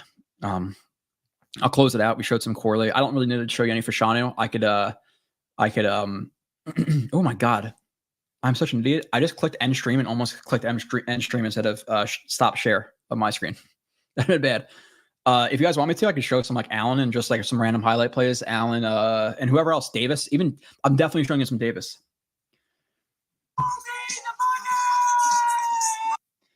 Super chat from Dano. Sorry for the distraction. You're the man, Joe. I don't know more if it went to you privately, but I really appreciate weekend content and all you do. Please hit the like, people. How many other stream Friday? The problem is, Dano, you're losing me on Fridays, my guy. My schedule rotates up one day every other week. So the best way for me to explain my schedule, it's easy to explain like this. So on my so I have a 2-day break, a 3-day break, 2-day break, 3-day break, 2-day break, 3-day break. So let's say this week I worked Monday, Tuesday, Wednesday, Thursday, Friday. I'll have off Saturday, Sunday. Okay. And then I go back next week. I work Friday, then I go back next week. Let's start again. Monday, Tuesday, Wednesday, Thursday, Friday, I work off Saturday, Sunday. Then I'll go back to work Monday, Tuesday, Wednesday, Thursday, Friday. Then I have off Saturday, Sunday, Monday. But then next week, Tuesday, Wednesday, Thursday, Saturday, or Wednesday, Thursday, Saturday, Friday, Saturday, Jesus. But it rotates up one day every week. So I'm going to be like, it'll be like Tuesday, Wednesday, Thursday kind of deal with me. So Yak King. Is that going to stick though? I have like dog hair in my mouth or something. I don't know what the fuck's going on. You could I have like a bunch of fur on my shirt or something. I don't know what the hell happened in the laundry. But Corley is so confident already. You could see how confident he is with us. Boomtown. It is really interesting with Kuntz name drop by Rodgers. If his hands and route running can get up to NFL level, he could very much be similar to Donald Parham, 6'8" tight end. You hope so, right? Like he has all the physical capabilities. The problem was when you watch him in college, like it was just size. Like there was nothing else to his game than size. So he had a long way to develop. But if Rodgers is name dropping him and Rodgers does not just name drop people, like, hey, if Kuntz can be a contributor as tight end 3, fucking awesome. Like that's a slam dunk 7th round pick. If he's a decent tight end 3, it's a good 7th round pick, right? So, it's just funny that you spelled yak like throw up yak. You don't have to throw the K in there, Eddie. But the thing about bothers me all these yak guys is they need to hold onto the ball, don't get it punched out looking for extra yard or two. There were some instances of him carrying the ball a little bit loose. Allen does that a little bit too. But yeah, you gotta secure the ball. But there's some incidences of him carrying it loose. There's also instances of him having really good ball security. So it's going to be emphasized, I'm sure, at the NFL level. Okay. Keep going down. Oh shit. Marvin Guns. Sorry. I didn't see this at first. Super chat. You would have loved the 98 Jets. That team went to the championship game versus Denver. Yeah. I heard a lot. I was 5, maybe 4 at the time. So I didn't really know obviously so much about them, but I heard, obviously that's the Jets' next best chance to win, right? It was 98. And then 99 was the year that Vinny tore his Achilles, right? It was the year after. It was 99, correct? Where did A-Rod name drop Kuntz? I don't know exactly the social media outlet that it happened on. I'm sure somebody will throw it into the chat, Sims. I'll just call you Sims. That's what it looks like. Where was he talking? He was on maybe it was like McAfee or like one of his appearances. He was talking about the Jets draft, I believe, and he name dropped them. How do you think the Jets running back room will be distributed? Oh, that's such a tough question. May 3rd. I don't know. 75% Brees, 15% Allen. That's 90. 7% Davis and 3% Izzy. I don't know. Kuntz is a legit tight end. Yeah, dude, a 7th rounder who makes your team is a good hit. Let's be realistic here. Like in 7th round, the hit rate is probably 2%. Maybe not 2. Maybe I'm being dramatic. Maybe 10. Maybe 1 out of every 10 players works out and being just a depth guy. Dolphins losing Christian Wilkins was big. Yeah. Them losing. They lost him. Their offense is still stacked, right? Like they just brought in OBJ. They got Malik Washington. They added some guys to the running back room. I forgot the guy they was like Louisville or who they added somebody in the running back room who people liked. But losing Wilkins is huge. The Bills losing everybody they lost. It's like this is the Jets division to take. It is. Oh my God, it's Rivka board. I think Rivka is streaming on this channel. I believe it's on Sunday. So if you want to catch her on Sunday, she'll be streaming here. Okay, let's see. I don't think Izzy makes a roster. Yeah, wholly possible, right, Hawk? Like if he doesn't fit power run, he doesn't fit power run. Yeah, you just wasted a 5th round pick last year. Nobody gives a fuck. Like they don't work out all the time. Get rid of him if it doesn't work. I'm fine. Like I'm not going to not draft Davis because we have Izzy. Thank you for the trade, Jets. I hope John Franklin can help our run defense. Are you talking about, you're a Broncos fan? Oh yeah, he'll definitely help your run defense. No doubt about it. He is a very, very good run defender and a decent to plus average pass rusher. I think he had 40 plus pressures last year or something like that. Like he's a good player. So I'm mad you guys got him for how cheaply you did. With that being said, I still fully expect to kick the shit out of the Broncos in a couple of months, but nonetheless. Allen may be better pass pro. The thing with Allen, and I do tend to put up more highlight plays on Twitter because I'm going to put up a bad play and I'm either going to get shit on by people or get 1 and 4 bookmarks, so I don't do it a lot. Allen is volatile in pass protection. There's one play where he'll absolutely demolish a guy and there's a play where he'll completely whiff. So, still worry about our run defense. I'm worried about our run defense. I just don't think it's going to be as emphasized as last year because we're going to have a lot more leads, right? Simply. Hope JFM doesn't help your run defense against us, Alex. Yeah, we should probably beat them.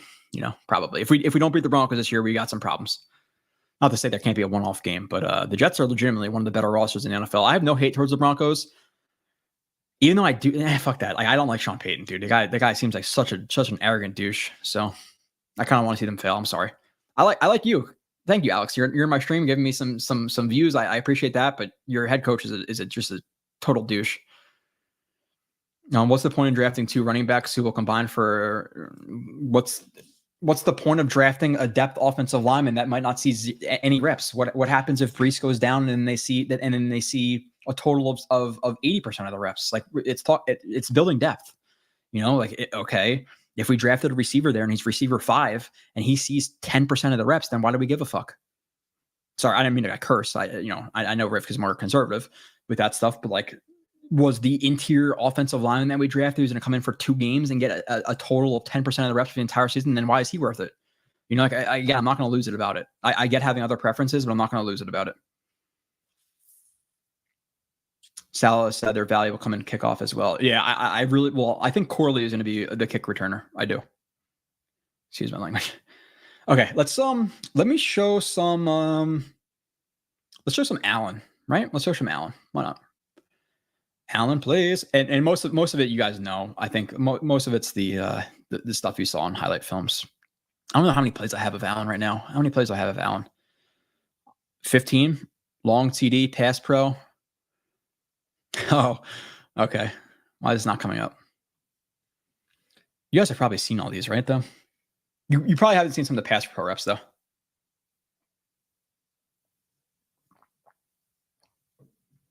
I wonder if I have the one play that specifically emphasizes how quick he actually is in terms of like acceleration. It's not a thing where like, hey, he's not Chris Johnson, but you have to consider that the guy is 240. It's like, yeah, he's not going to move like Chris Johnson, but considering his size, he actually moves pretty well. Allen pass pro. There are some highlights in pass pro. So if he can just get down the technique, he has some pretty damn good reps. Outside zone broken tackles. Let's see if this one's one he accelerates quickly. I know there's one outside zone play. I'm like, oh, he actually got on his horse pretty quickly here. It wasn't this one.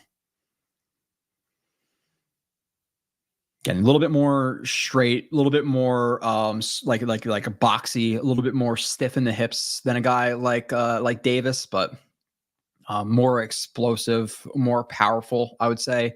A little bit more worse, or he's definitely worse with his reads than a Davis, but Allen pass pro. I think he demolishes this guy. Dude, like, that's just so fun. That is just so fun, So there'll be some bad in the review too. I'm sure I'll put that in there. Allen pass rep. Let's see. Another one. This is something that we lacked last year. Just overall with Cook and Izzy, just not good, like, at all. And most of it was like Cook. Cook was actually decent when he wanted to be. The thing about it is, need to take yards. Like, again, there are some incidents of him just trying to bounce runs and stuff. Yeah, like he's looking for a cutback, and there's a lane. So like, his vision's not always the best. It's undeniable in his film. Cuts for size, run, TD run, sack allowed, blown pass pro, patient guide lineman knees, block. Long TD speed for size. I'll put up like 2 more of him. And I definitely want to show some Davis, just because I don't think people have really watched a lot of Davis. That's a hell of a play though. That's really, really good patience. Seeing the front side closed up, push vertical, see a gap open, high knees, get through there. But again, like, watch his takeoff for his size. For 240, like, are we sure he's really slow? I don't think he's very slow for 240. I think he moves actually pretty well for his size. Maybe let's see this one. Let's see this one if I could see how, like, if he has some good acceleration. He might not. He might be reading. Yeah, he's reading more. But like, he's not a plotter. I disagree with that. Block. We'll watch the last 2. I don't know what the block is in caps, but usually that means it's good. We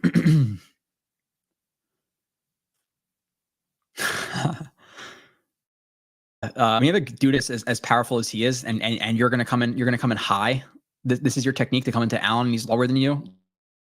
the position, the body posture is awesome, and absolutely mollywops the guy. Like that is fun. He's a horse. He's definitely a horse. So Allen Long TD speed for size. Okay.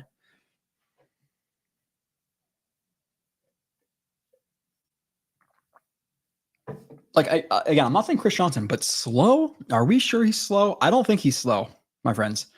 I disagree with that assessment. Stop sharing. We'll catch up in the chat a little bit now, and then we'll go to this other. I'm not going to show Travis because it's whatever. I do want to show Davis at the minimum, and then like Stiggers and stuff is more. You have to, for corners and stuff, it's not as easy to just watch highlights. Like you got to kind of talk about it a little bit more. So keep going up in the chat.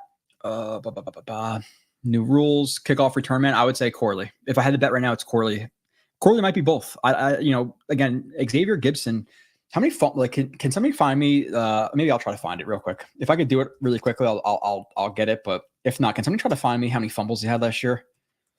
Fumbles 2023. Like, is there a specific site you can find fumbles? Most fumble. Oh, Xavier Gibson had the most fumbles by a wide receiver in 2023. 5 fumbles. 5 fumbles? How many were in kick returns?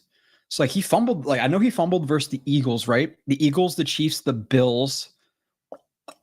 I forget what else, but listen, like I'll always love Xavier Gibson for what he did in week 1 and getting that punt return for a touchdown. But did anybody see enough last year from Xavier Gibson where you're going to be pissed if he gets cut? I think he probably does make the roster as receiver 6, but let's say if they think he's a little bit redundant and they have everything plus more in Corley, which they do in of Gibson and Corley. Yeah, I didn't say that right, but they have everything Gibson offers in Corley already. So maybe they think he's a little bit redundant and they decide to keep an Irv Charles for special teams or a Jason Brownlee, a little bit bigger guy that can develop. I could see that. Like Xavier Gibson's not some lock. Hey Joe, congrats on getting JC rank right. JC. Oh, Latham. And I agree. He shouldn't have been the first tackle off he should have been the first tackle off the board. That's why I only listened to your analysis. What do you think of Tyler Harrell's speed demon? I don't know. That's exactly why. I'm not going to tell you. I know who Tyler Harrell is. Speed demon, UDFA, bring him in. That's all I'll tell you. I like speed. We need some speed for the offense. I think that's the thing that the Jets offense is truly lacking right now is like a deep threat, which why I could see MVS fitting because he's more of like a deep threat guy. So I think it's actually a relatively good fit. If he's a deep threat, yeah, bring him in. Am I going to tell you I specifically know who he is? I'd be lying to you. JC Latham, I wanted him to be first so I could really dunk. With him going 2, I still think I still think it's good for the brand, right? Like there was people, there was draft experts out there who were putting him in the 2nd round. Like I legitimately heard people saying, I think he's a 2nd round prospect. It's like, how? In what world is he a 2nd round prospect? I get having him 3, I get having him 4, I get even having him 5, like a 2nd round guy because of what? The Michigan game, the one play that I heard people dissecting who are draft guys who didn't even understand like the nuances of power, and you're breaking down film and you don't know what power is. Like, why are you breaking down film if you don't know that a tackle has to step down there to make up for the vacating guard who's pulling? Like, oh, I don't know why he stepped down like that. What the fuck? What do you mean? It happens like every single power play I've ever watched. You don't know why? And you're evaluating? And people are paying you? Woof. What the hell is even that? You blew it! Whoop it! I agree with Joe Rivka. If they really are changing schemes, yeah, again, it's running back 3 or 4 versus lineman 10, tight end 4, corner 5. Like that running back's probably going to play more than the guard would. Like, so I'm not going to, again, preferences. Sure. It's a 5th round pick. It's a 5th round pick. Need guys who can block as well. That's another part of Corley's game too. He's a blocker. Inconsistent technique, but willing. Make Isdy permanent. No. The new thing now, Dakota, is it's much more condensed. So punt returns are almost just like kick returns. Punt returners, because the guys are there so much quicker, you want more lateral movement shiftiness. Whereas kick returns, it used to be a thing where you're getting a 15, 20 yard head start on guys. So you're able to build up a lot of speed, and you wanted those long strider, those powerful guys who can kind of just like knock off of contact, like Josh Cribbs or Cordell Patterson or whoever it may be. Whereas now it's obviously much more condensed and you're not going to be able to get up to full speed. So now it's much more about shiftiness, not long speed. It used to be kick returner, long speed, punt returner, shifty. Now it's kind of both shifty, so I think Corley might do both, but maybe they try to supplement it and he's getting so many touches and like yak opportunities. They don't want to, overload him. You don't know. Ty Johnson. Ty Johnson is a solid running back forward, dude. Like Ty Johnson, that Bears run in 2022, I think his running into the Bears was probably might have, I don't want to say it. People are going to go nuts, but like, that was a top 5 most impressive run that season. Like Ty Johnson is a fine player as a running back 3-4. His hands suck some games, but you're the smartest bird I know. 2 backs. Yeah. I'll take the consistent back over the volatile any day of the week. Yeah, it's volatile in terms of like their play right now, but obviously you could curb volatility. Like he can get more consistent. It's just right now he's a little bit volatile. Landing zone in the for the kick returns, the landing zone in the area between the receiving team's goal line and its 20-yard line. Any kick that hits short of the landing zone treated like a if you asked me to read the rules right now or like recite them, I couldn't. But it has to land within the 20, and if it goes out of the end zone, like they automatically it gets brought to like the 30, 35, whatever it is. I don't know exactly. I know it's a lot shorter situation. I'll see exactly what it looks like. The guy pitching for the Tigers against the Yankees looks like he's 12. I get a lot of times, like I still get carded and stuff at times, and I'm like, and I'll like joke with people because I'm 31 now. I'm like, my hair is like slightly receding right here. You got a little bit of receding. I'm like, I'm starting to get like nose hairs in the corners of my nose. It's like I'm getting some crow's feet right here. I'm like, are you sure I'm 21? Like I got some signs of being old, man. Okay. What about Allen and Davis effectiveness in short yardage situations? Jets were the worst in the league. So again, it's kind of like pick your flavor. Davis is the guy who, if he's going to get low and have to truck over a linebacker, I'm taking Davis because he's a unit. But in terms of consistency and vision, I'm taking Davis. But I know that Allen had a very high percentage of converted short yardage situations. So that reminds me more of Chris Ivory, Derrick Henry. Before you know it, Chris Ivory is my favorite Jets running back of all time. That sounds probably crazy because like Curtis Martin, all that stuff. Again, Curtis Martin was playing when I was like 8 years old, 9, 10. Really loved Thomas Jones for those few years, but like Chris Ivory was my guy, dude. I really liked Chris Ivory. They brought in another guy. Who was the other guy they brought in from the Saints? Like maybe a couple of years after Ivory. Who the hell was he? I remember I was leaving Jets practice and like I went into a wrong area and I was like at a gate or something like that, and I couldn't figure out how to get out. And like he rolled down his window, was like, "Hey, you got to do this real quick," and then you know, he helped me out. And it was the damn man, I don't remember who his name was. We got him from the Saints though. Got a super chat. Oh, wrong one. Do another one. Nose kills for your on-screen drawing solution fun if you ever manage to find one. Yeah, Nani was actually shooting me some suggestions and stuff. I got to figure it out, but nose kills, that'll undoubtedly happen. Like I know like Ryan has a lot of like graphics and stuff, and Jake has like just like a stupid amount of like drops and like videos that he plays out of nowhere, which I don't understand how he has all those buttons where like one word comes up and then the video's playing. I don't know how he does that. I'll avoid all that stuff because I can't do it. I want to be able to draw on the screen very badly though. So I appreciate you nose kills. I do. Got another one. Mike, couldn't fit the whole question in the super chat. Please see above. Gotcha. Hold on, Mike. Let me see where you're at. I'll keep scrolling down a little bit and we'll get into, I'll show you some Davis stuff. I was more impressed with Davis than I thought I was going to be. Game speed is different than underwear. Yeah, it is for sure. And like, that's why you look at stuff. It's like, oh, he's a plotter because I don't know what he ran, 4.5, whatever it is. But like, considering he's 235, 240 pounds, he definitely moves fine for it. In terms of straight line stuff, shiftiness, hips, looseness, change of direction for Allen, not so much. I wish we brought in a veteran linebacker in case Quincy or CJ go down. The thing I will tell you, Nick, is I did a review on Sherwood. Sherwood's good depth. Sherwood's good depth. Is he going to be a long-term starter? I don't know. But Sherwood as your linebacker 3, which is like nowadays nickel is the starting, starting 11. So your third linebacker is not playing a ton.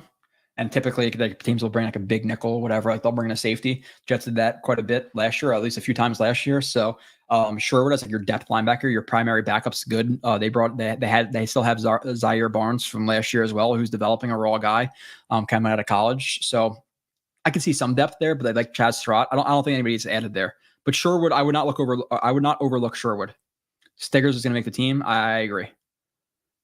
Gibson fumbled 4. It said 5 on Google. Maybe I'm wrong. But what games? It was Chiefs, Eagles, Bills, and what else? That doesn't count preseason where he muffed 2. Did he muff 2? Stigger's doing his best to eliminate CFL slant.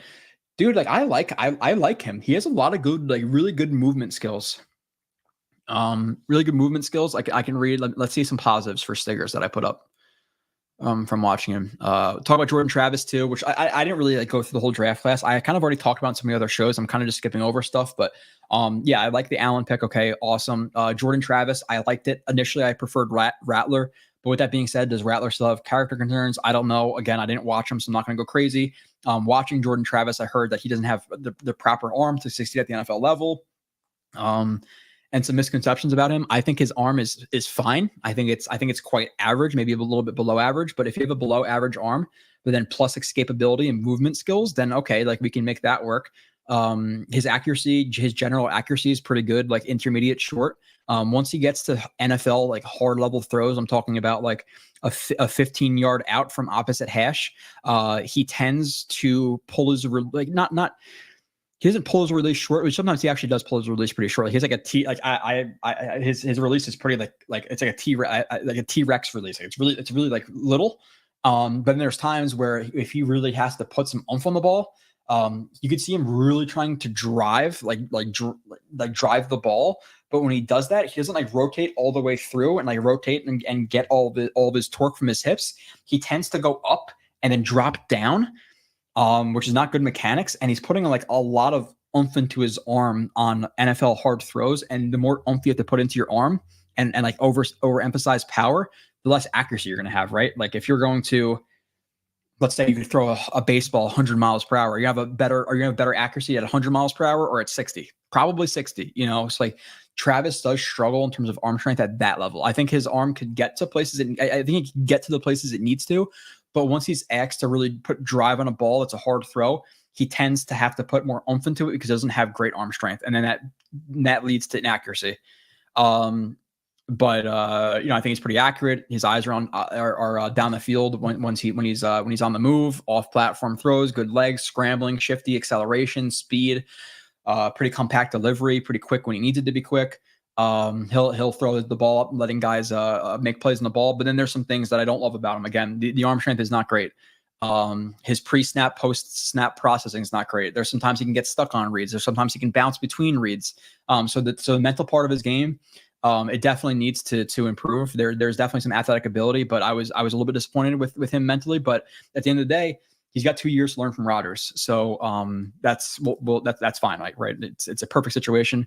I think he's a quarterback who could be a starter for a team. So to develop him for 2-3 years, awesome.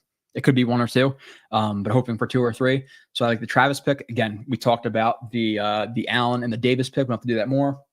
Stiggers, obviously awesome story, right? I don't have to recap anything. We've been hearing it for 6 days at this point. I like the upside, some of the positives I put for him.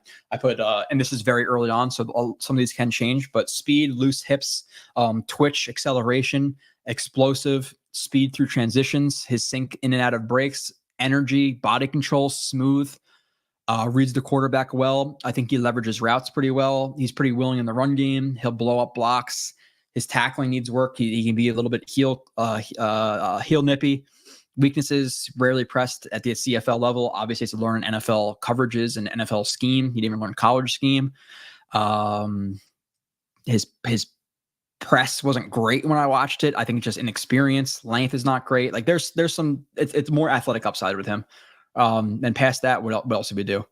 And then past that, we got the 7th round key. I didn't watch enough. It's a safety, whatever. I get the frustration with bouncing around in the 4th round as much as they did. Like they had 3 4th round picks, and then they traded. They got like 2 5ths. They got a 6th, whatever it was. I get the frustration with that. But this is what I said on Ryan's show. At the beginning of the 4th round, now at least 2 of these players, I think you guys will be fine with. At the beginning of the 4th round, I told you, hey, in this round, we're going to get Jordan Travis, Braden Allen, and whoever, like, just those 2 out of 3. I think people would tell the dial like, hey, 2 of those 3 guys are good. Like we'll take Travis and Allen, and then the other 4th round pick was flipped for a 3rd the next year. So like they still got the players that we most likely would have been happy with in the 4th round. So yeah, they danced around a little bit too much. It was a little bit too fancy for me. Like just stick and pick at that point, I'm fine with it. But the fact that they still got Travis, they still got Allen, they got more picks from a trade down from Olu, and then they traded a 4th for next year's 3rd.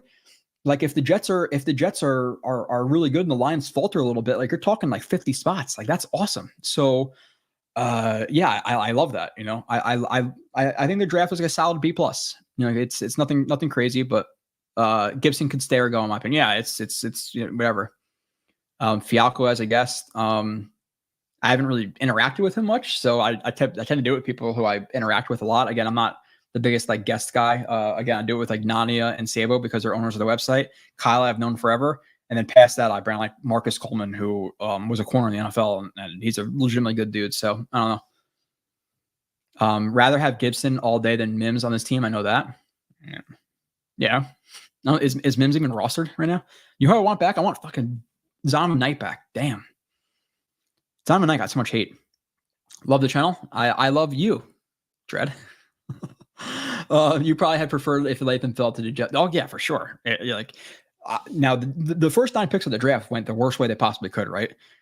3 receivers, my top 2 tackles go. Like shit, that's not great. If Latham was to pick a 10 or 11, yeah, I would have been happier than Fashanu, but Fashanu was my tackle 3. He went as tackle 3. I'm completely fine with it. I would have rather had Fashanu over Fatanu or Fuaga or Mims or Guyton or whoever else was out there. I would rather have Fashanu, but yeah, if Latham was there, if it was Latham and I know it's not Fashanu, it's Fashanu. If Latham and Fashanu were both there, I'm picking Latham, but he wasn't, so who cares? Yeah. I would say in general, Dan, this is correct, but we don't really know how much more emphasized. Like the kick returns are going to be much more emphasized this year, so it might even out. It probably actually overtakes punts. A lot of fair catches, a lot of balls at bounce and stuff like that. Like I think for kick returns, you're gonna have a kick return pretty much every single time. So even though there's probably more punts in a game, right? Like yeah, sure. Jets aren't going to be getting a lot of kick returns either because teams aren't going to score on them. So yeah, you're probably right. Maybe you're right. Name drop Billy Turner. Woof. Dakota, Joe, JC Latham's going to be great. You were right all along about that kid. Watch how special he becomes. Sabo also rate. And again, like it's a thing where he can come into the NFL. He can get shitty coaching. He can get shitty schemes. Like I can't control him once he gets to the NFL level. I could tell you what I saw at Bama and where I think he could be drafted. Now, what the Titans do with him, that's on them. I can't control that. If they misuse him, they misuse him. But I try to tell people like he's tackle 1 or 2. And at first it was like, okay, well, I was kind of easing myself into like, okay, he's 2, maybe not 1. I was like, no, fuck that. Like he's definitely better than Alt in my opinion. So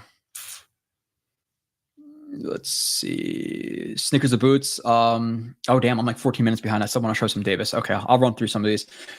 Jets fans are so used to being wasteland for no talent for over a decade. We have a legitimate Super Bowl roster and guys we like from late round picks, and most UDFAs will be cut or practice squad.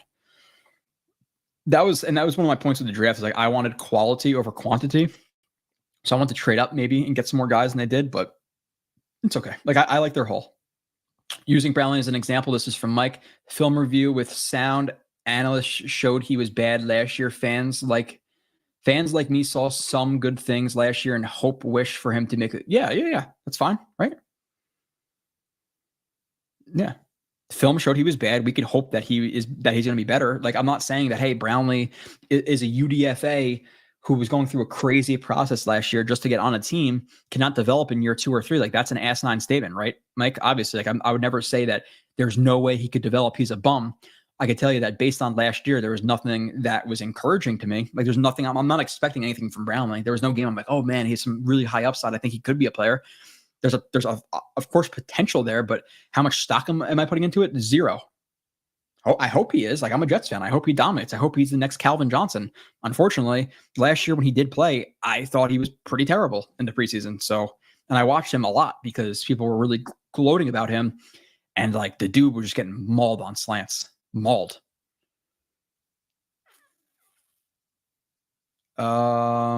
Does your process allow you to consider what he was doing bad to be things that are coachable technique or things that are just, well, of course, both, right? Like of course. I'm not going to say like, hey, he sucks at getting off a press right now. He's never going to be able to get off of it. But then you also have to evaluate, yeah, he's slow or he's fast. Of course, both those things come into it. Of course.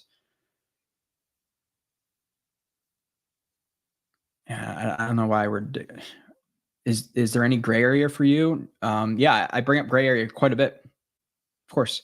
But if you're telling me right now, Jason Brownlee or MVS, I'm slam dunking MVS over Brownlee. You know, a couple of weeks ago, you said you'd take Donovan Smith or Bach for a game over Olu. Do you still stand by that? Bakhtiari, yes. Donovan Smith. Donovan Smith to me is a bad starter to a good backup. So Donovan Smith, probably not. Bakhtiari right now. Bakhtiari, when he plays, is still one of the better tackles in the league. And I know he's only played 3, 4, 5 games the last 2 years, whatever it may be. But if you think that Olu is going to be, and this is obvious that Bakhtiari is still who he was last time he took a rep, which was a upper tier tackle. Yeah, like I don't think that Olu is going to be immediately better than Bakhtiari if he is what he was the last time he played. I still stand by that. Yeah, I'm not going to back down from that. Donovan Smith, he's a pretty bad starter. So could I see Olu being average to even slightly below average, and that's better than Smith? Yeah, 100%. But Bakhtiari, he's still really fucking good when he plays. So Rivka says basically, Joe, you need to kick the ball between the 0 and the 20 in the end zone, goes to the 30. If it lands past the 20, goes to the 40. Okay. So that makes sense. So after the 20, so 25, 30, 35 yard line squib kicks, it's to the 40. End zone, it's to the 30. Okay, yeah, that's fine. Please see above. Oh, Mike. Okay, this is your super chat. Yeah, does my process allow for things like technique-wise? Yes, of course, because if I didn't consider things that he can get better technique-wise, then I'm just an idiot, right? Like who evaluates film and says nothing could ever change with his technique? Like that's quite shallow-sighted. So of course. And then is there any gray area for you, or do you absolutely need to see him play better first to have any optimism going forward? You want to see signs, right? Like if I'm going to watch Brownlee and it's bad, I'm not going to say, oh, well, I have faith in him going forward to be good. I need to see flashes, like Tony Adams. Tony Adams, I saw flashes in his rookie year. I was like, okay, like there were some signs here. Like he could actually be a good player. Or whoever it may be, like you have to see signs. Specifically with Brownlee, I just didn't see signs of him being a guy worth developing. Now, of course, is there the gray area? Is there a possibility? 1,000%. But I like to see some inklings of positive play, and I didn't really see it. Okay, but do we see the Lev Bell comparison for? I honestly, Kate, I hate comparisons. I really do. Lev Bell was probably, Davis is pretty patient. Lev Bell is a legit receiver though, so that's a difference. I really don't like comparisons. I honestly hate them. Allen was 12 for 16 in short yardage situations, and Davis was 11 for 14. Yeah, it's both pretty good. Davis over Izzy. Yeah, Dakota right now, gun to my head, Davis over Izzy, 100%. I like Davis a lot more than Izzy. Izzy in college, like he had some plays where like, yeah, good vision, whatever, but a lot of it was just like open runs that he just took advantage of with speed. But like he went down in first contact all the time. I don't know if he broke a tackle. Okay. Why do you think the Jets are so content with their safety room? We begged them to add a safety last year and they didn't until Clark went down. It looks like the same thing now. We'll see. Like there's always signings in July and August, so the roster's not finalized now. They obviously don't place an emphasis on it, which is fine. But I also think that if Clark is who Clark was, that our safety room is better than last year, right? Like I think everybody in here is going to sign up for 2024 Adams in his second full year of starting over 2023 Adams, never really starting. And you're going to take Clark over Whitehead, right? So we've actually upgraded the safety room. Would I still like to see a vet and added to the room? Yeah. But with that being said, I think it's a thing where it's a July or August thing because they're going to wait and see if JBC or Key earn that role, in my opinion. I hope so. Hawk. I hope that Jordan Travis is a stud. Bam Knight Izzy. Knight was underrated. I agree. I agree with you guys. People wanted Dalvin Cook so bad. Again, so there was that one thing on Twitter where it's like, tell me how you know somebody doesn't know ball without telling you they don't know ball or whatever. And like one of them was PFF grades. Like if your first argument is PFF grades, okay, I don't have to talk to you.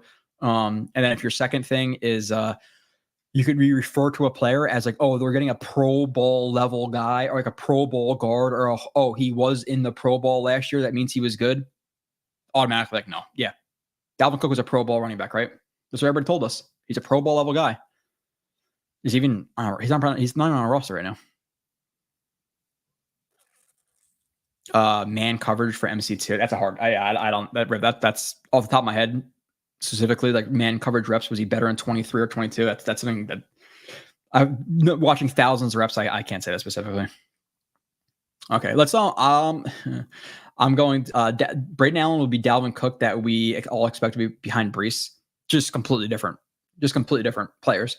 Mac Jones, Pro Bowl level talent. Yeah, Pro Bowl, right? Pro Bowl level guy. I cannot believe that the Jaguars traded for, but are setting a Pro Bowl level talent in Mac Jones. Crazy. Pro Bowl Dalvin Cook is still out there. I'm sure he's going to go on a media tour for his visits later. Pro Bowl level Laken Tomlinson. Pro Bowl level. It's like, oh my God. Pro Bowl. The fuck. Okay, so I'm going to share my screen. I'm going to show some Davis. Again, a guy who I was pretty surprised by.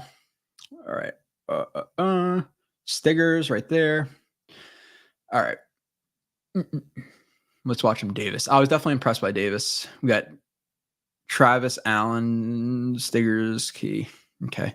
Shit. Yeah, I'm gonna show pretty much all of his plays right now because I like him more than some do.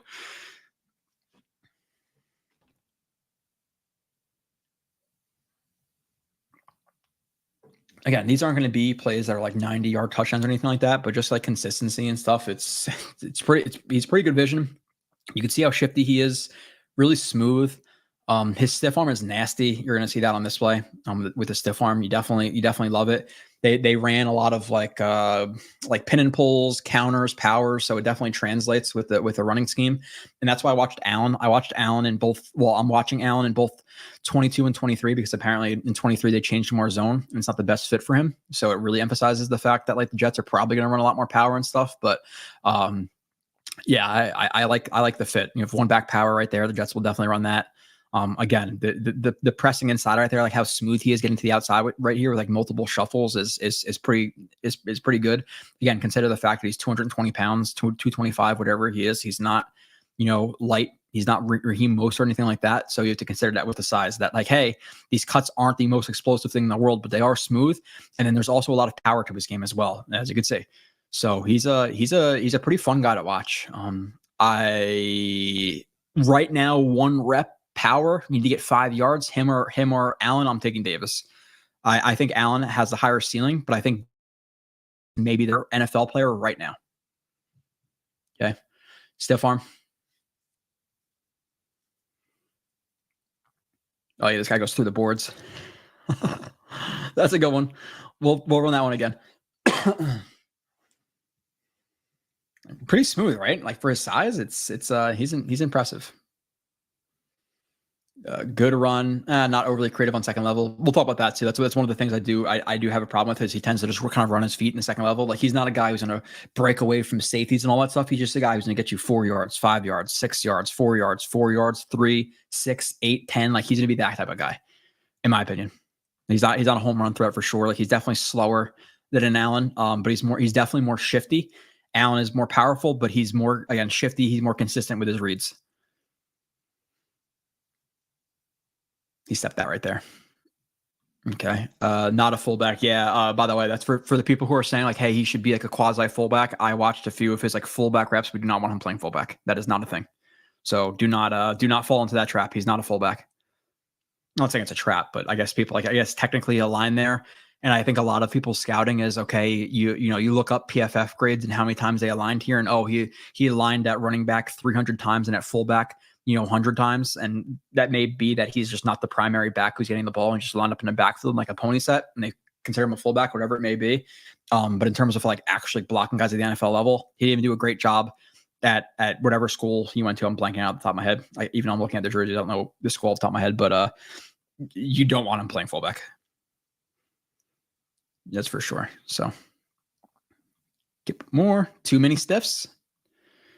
Plays left. I'll hit the chat for the last couple of minutes, and then we got Nania on next week, and then we got Sabo the week after, and then we'll probably do call-ins the week after that, and then again I'm gonna try to swindle the third person.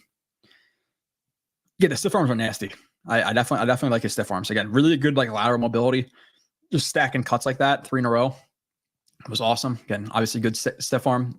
Set up second. I don't know what that means. Set up second level. He's setting up a block here. Well, yeah, right there. That was awesome move right there on that D end or the D tackle. I think it's a D tackle. Or no, I was wrong. It's a linebacker. Idiot. But hell of a job pressing inside right there to make him jump inside, get back to the outside. Good, smooth jukes. Let's watch it from this view. Right? Like very, like he's like a more powerful, like Blau Powell, you know, like it's obviously different, but Blau Powell's like shifty, you know, instant falling forward, good reads, you know, like that. Like you just see how smooth some of his cuts are right there. Stacking that cuts inside, outside like that. Nice. Vision. We got 4 more of him. Just so you guys can see some plays of him. If you haven't really seen his like actual film instead of just the stupid highlight shit. Like, dude, that's a good fucking play, right? Like setting up his blocks in the second level right there, guiding. Like you can see him guiding the offensive line right there. Like he's trying not to run into him right now, but he's also guiding him to where he wants to go, setting up to the outside a little bit to get back to the inside. Got a truck right here, trucking through an arm tackle. All right, bouncing stiff arm.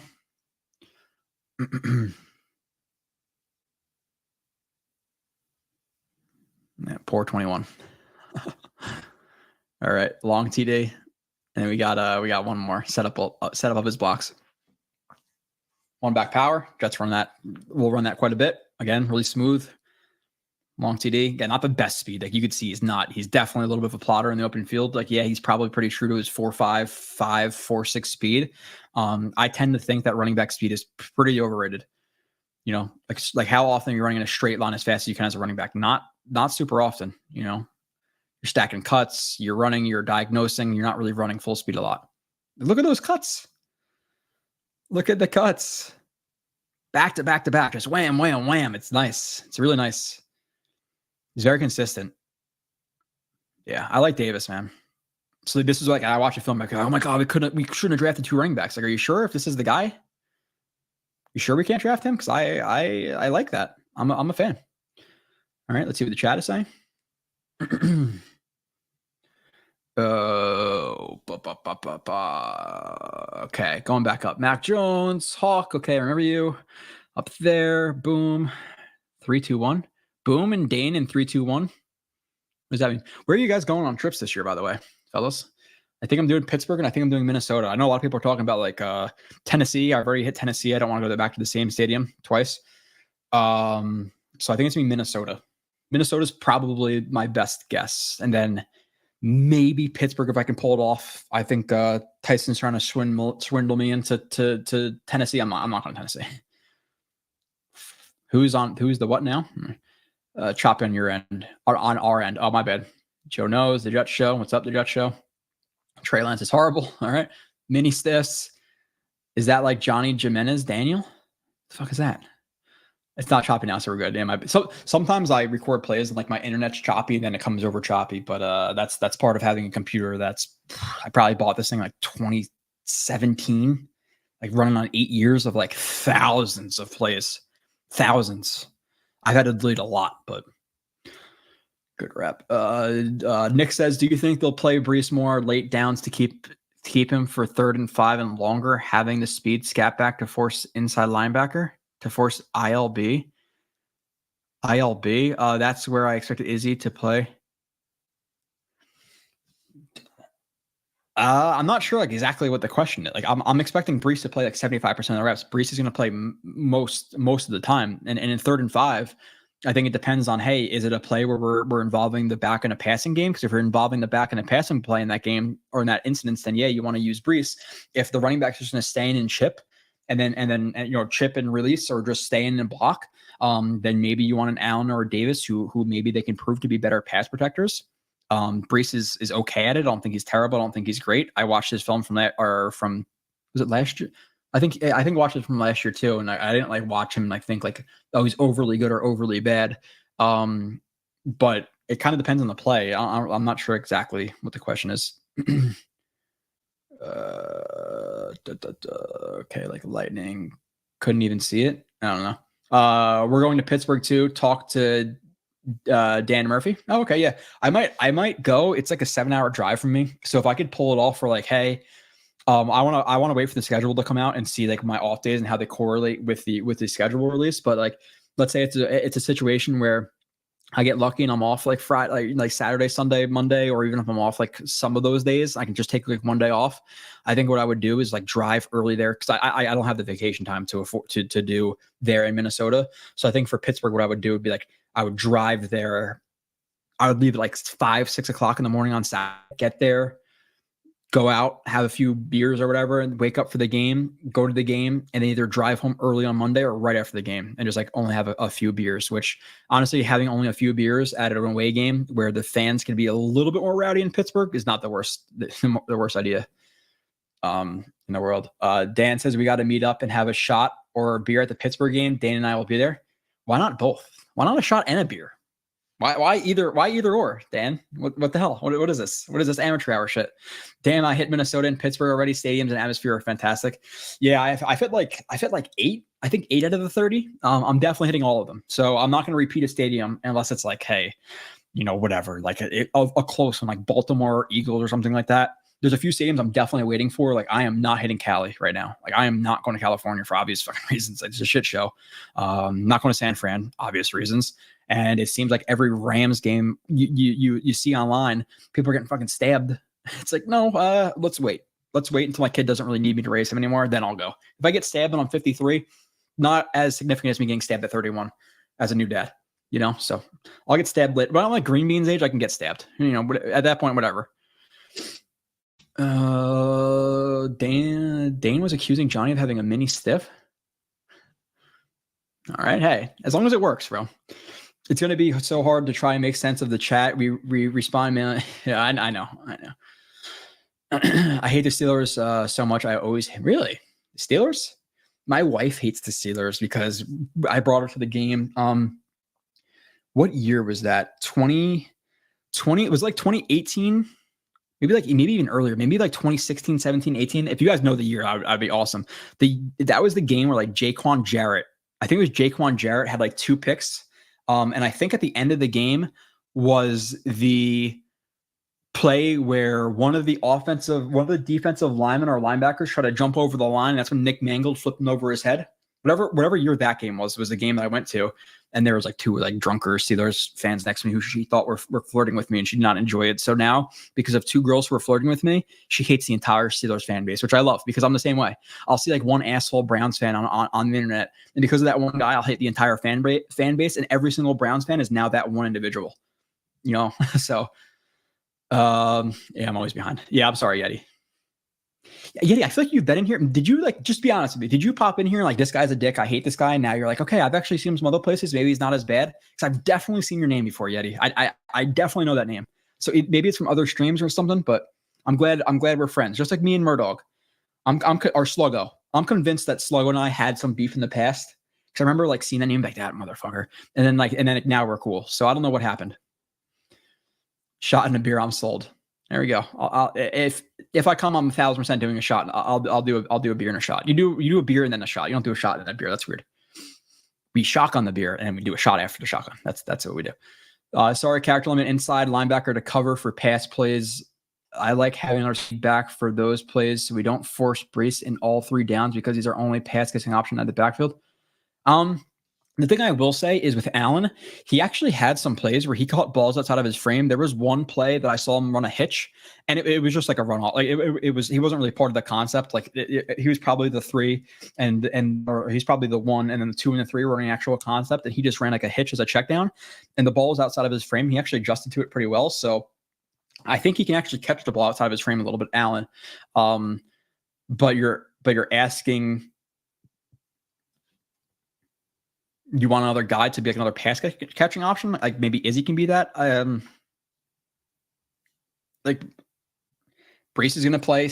I don't know, man. I don't know. I'm not really sure exactly what's being asked here. It's a thing where you'd assume Brees is going to be in for third downs. Like you want him there on third downs. But if it's like you're gonna get targets or you're gonna get carries off of Brees in short yardage situations, you know, 1st and 10, 2nd and 10, 3rd and 5, you can get those. You start seeing like 2nd and 2s, 3rd and 2s, 3rd and 1s, 4th and 1s. Like that's where those guys are really gonna come in. I think Green Bean has been stabbed. I've heard some of his stories. I don't doubt it. I don't doubt it. I've almost gotten stabbed. I'm dreading going to Cali. The LA and the San Fran games are always complete business trip. In on Saturday, leave Sunday after the game. But let's hope that, hey, like I'm going to stadiums for, to hit another 22 stadiums, probably going to take me another 15 years, let's say. Let's hope in 15 years better. Because right now there's, hey, sneakers and boots. Maybe we can go to San Fran together and then we can just walk into stores and just steal like $700 worth of stuff and just load up before we go back to Jersey. Maybe it's worth it. Maybe it's worth it. Major day. We're a career dude. Yeah. I've seen that. I've obviously like you do podcasts, like you see reviews about yourself. I've seen the word abrasive attached to my name quite a few times, which if me being honest is abrasive, then I'll take it. If you like, I'm not going to sugarcoat shit. Like I think you guys, that's the people who do watch the show. I think that's why I'd hope that's one of the reasons you watch is I'm going to give my honest opinion. Okay. Get Gunny out in Pittsburgh too. No snowballs coming. Oh yeah. Look, a lot of names I know. Dano. We got Dan, Gunny, Snowball. All right. Talk more about, yeah. Hoping it's for, I like cold games too. I'm fine with cold games. Looking forward to Jags and Vikings away games. Okay. Yeah. I think I'm definitely going to be in Minnesota, so I called you the professor then. I've never seen you before the Jake show though. Really? Nothing negative. I honestly enjoyed the show. Oh, I feel like I've seen you before. Okay. Maybe it was just a Jake show. Was it the Fashanu breakdown? Was it the Bowers one? It's funny because like, I've interacted with Jake a little bit on Twitter and stuff like that. And he asked me to come on and break down Bowers. The first time I've ever done it. And it's like, okay, Jake has a bigger YouTube channel than I do. Quite the following. I'm like, the first time I'm going to go on a show, I'm breaking down the most polarizing Jets prospect in the last 10 years. Like, this is going to go great. So I was actually a little bit nervous to do it. And then everything went fine and whatever. Yeah, in terms of the subs and stuff, somebody mentioned it before. We've been stuck at like 9,000 for quite a while. Can we cut the shit and get to 10? Like, we need to get to 10. Why are we not at 10 yet?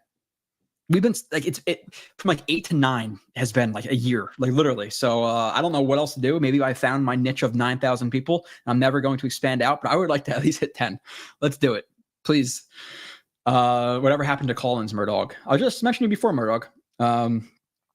Whatever happened to it? It was Friday, and I put it in the chat once. Nobody bit, and I kind of got like, I was like, does anybody even want to call in? Like, why am I going to promote it if nobody does? So then I never put up the link again. So because I shot my shot once for a call in, nobody called in, I completely shut it down.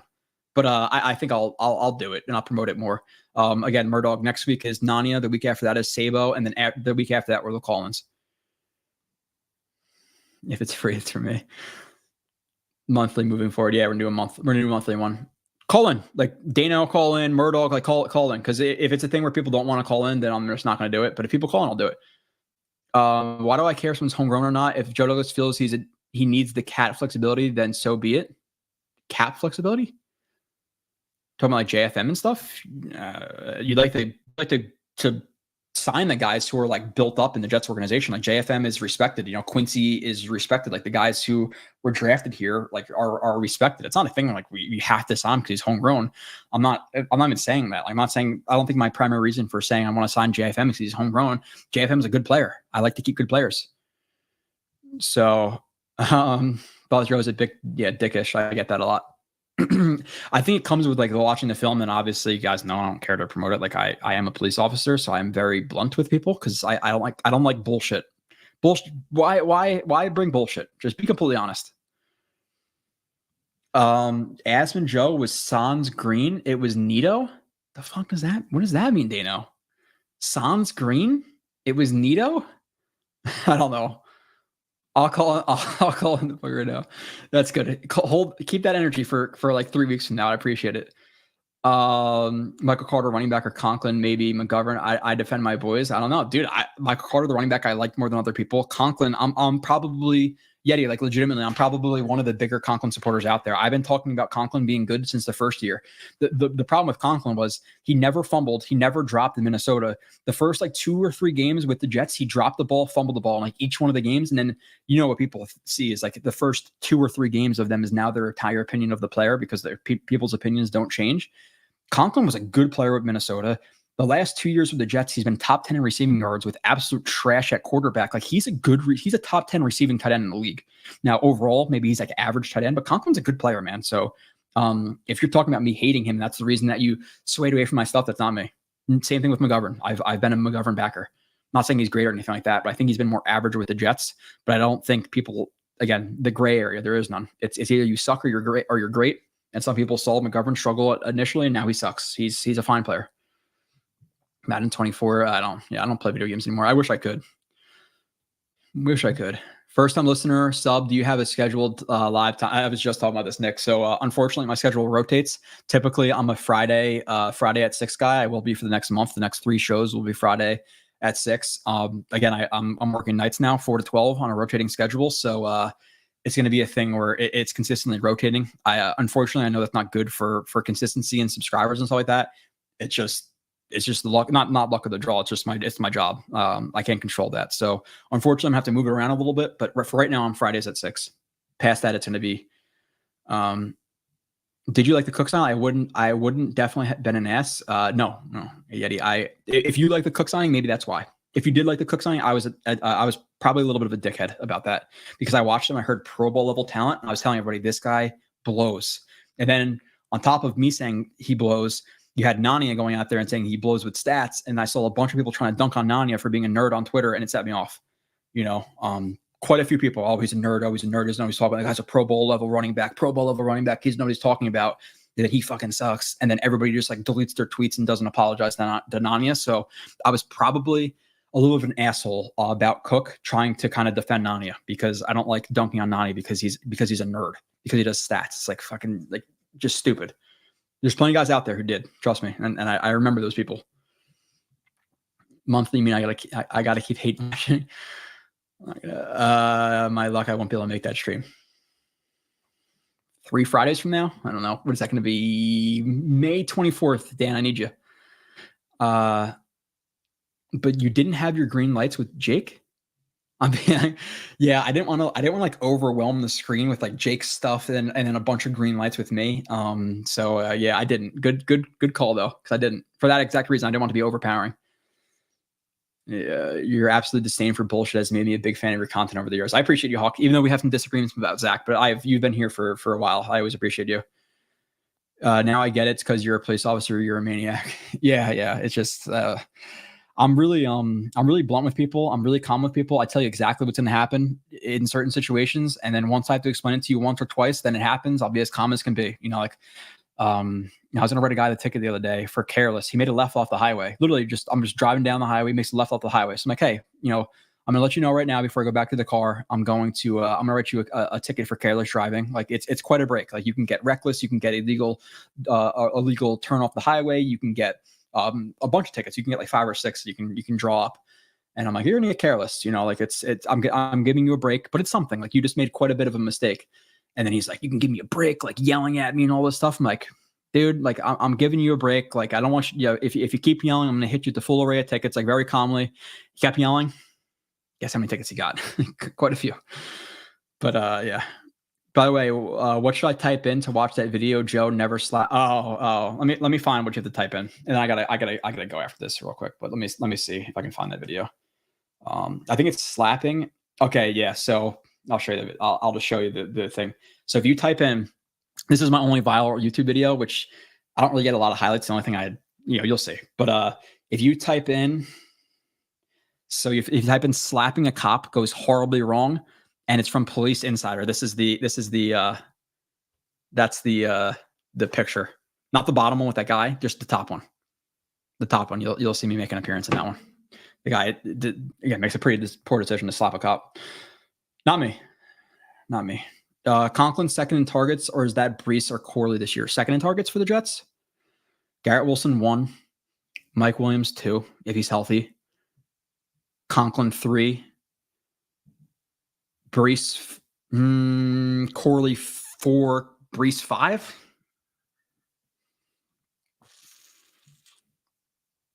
Tired of defending Conklin being top 10. This jackass won't stop claiming he's fringe top 15. Yeah, stats. Dude, you're a beast, bro. I made a barbecue, cleaned the house, lighting the fire pit, and you are still going strong. You are sort of built different. I bring my A game when you're coming as a guest. I appreciate that, Jets Afterburners. I'll see you in a few weeks. Yep, going strong, but then also I go strong in this, and then I'm like avoiding the fact that I have to go upstairs and probably like clean bottles, put milk away, freezer bags, milk, clean shit, take out the garbage. It's like, God nerd Nanya. Let's say had like Jet 12. Yeah. 12 subs. Okay. 13. Make it 13. I'll take it. Thank you for your service. Appreciate that. Collins will be Memorial Day weekend. That could always be an all-timer or curse. Dude, Colin drunk. I want some people to add a little bit of like of zest to it. Okay. I appreciate it, Greg. That's tough. Roger, that's my weapons. Okay. I gotta go. 11 minutes past. I gotta go do some husbandly, fatherly duties. I'll be back on next Friday at 6 with Nania. Follow me on Twitter, Jorby31, for like the film clips I put up. Past that, I'm gonna try to get Corley done. I'm gonna try to record him on Monday. I'm gonna have to push it to finish his entire 2023 season in the next 2 days. Especially going on Tyson's show, but I'm gonna attempt. So you're gonna have Corley come out, and then Allen, and then Travis, and then Davis, and then again you have a ton of reviews from Carter Warren to Titman to McDonald all the way to Sauce. So you have plenty of stuff coming out. I'm like a son to you. I appreciate you, Sluggo, even though I'm sure we had some beef that I just cannot remember. Great show. I appreciate you. Thank you guys. I'll catch you guys next week, and I'll see you on Twitter or go to Tyson's show. Check out Gunnies Sunday at 7:30 with Tyson on Let's Talk Jets. Appreciate you guys.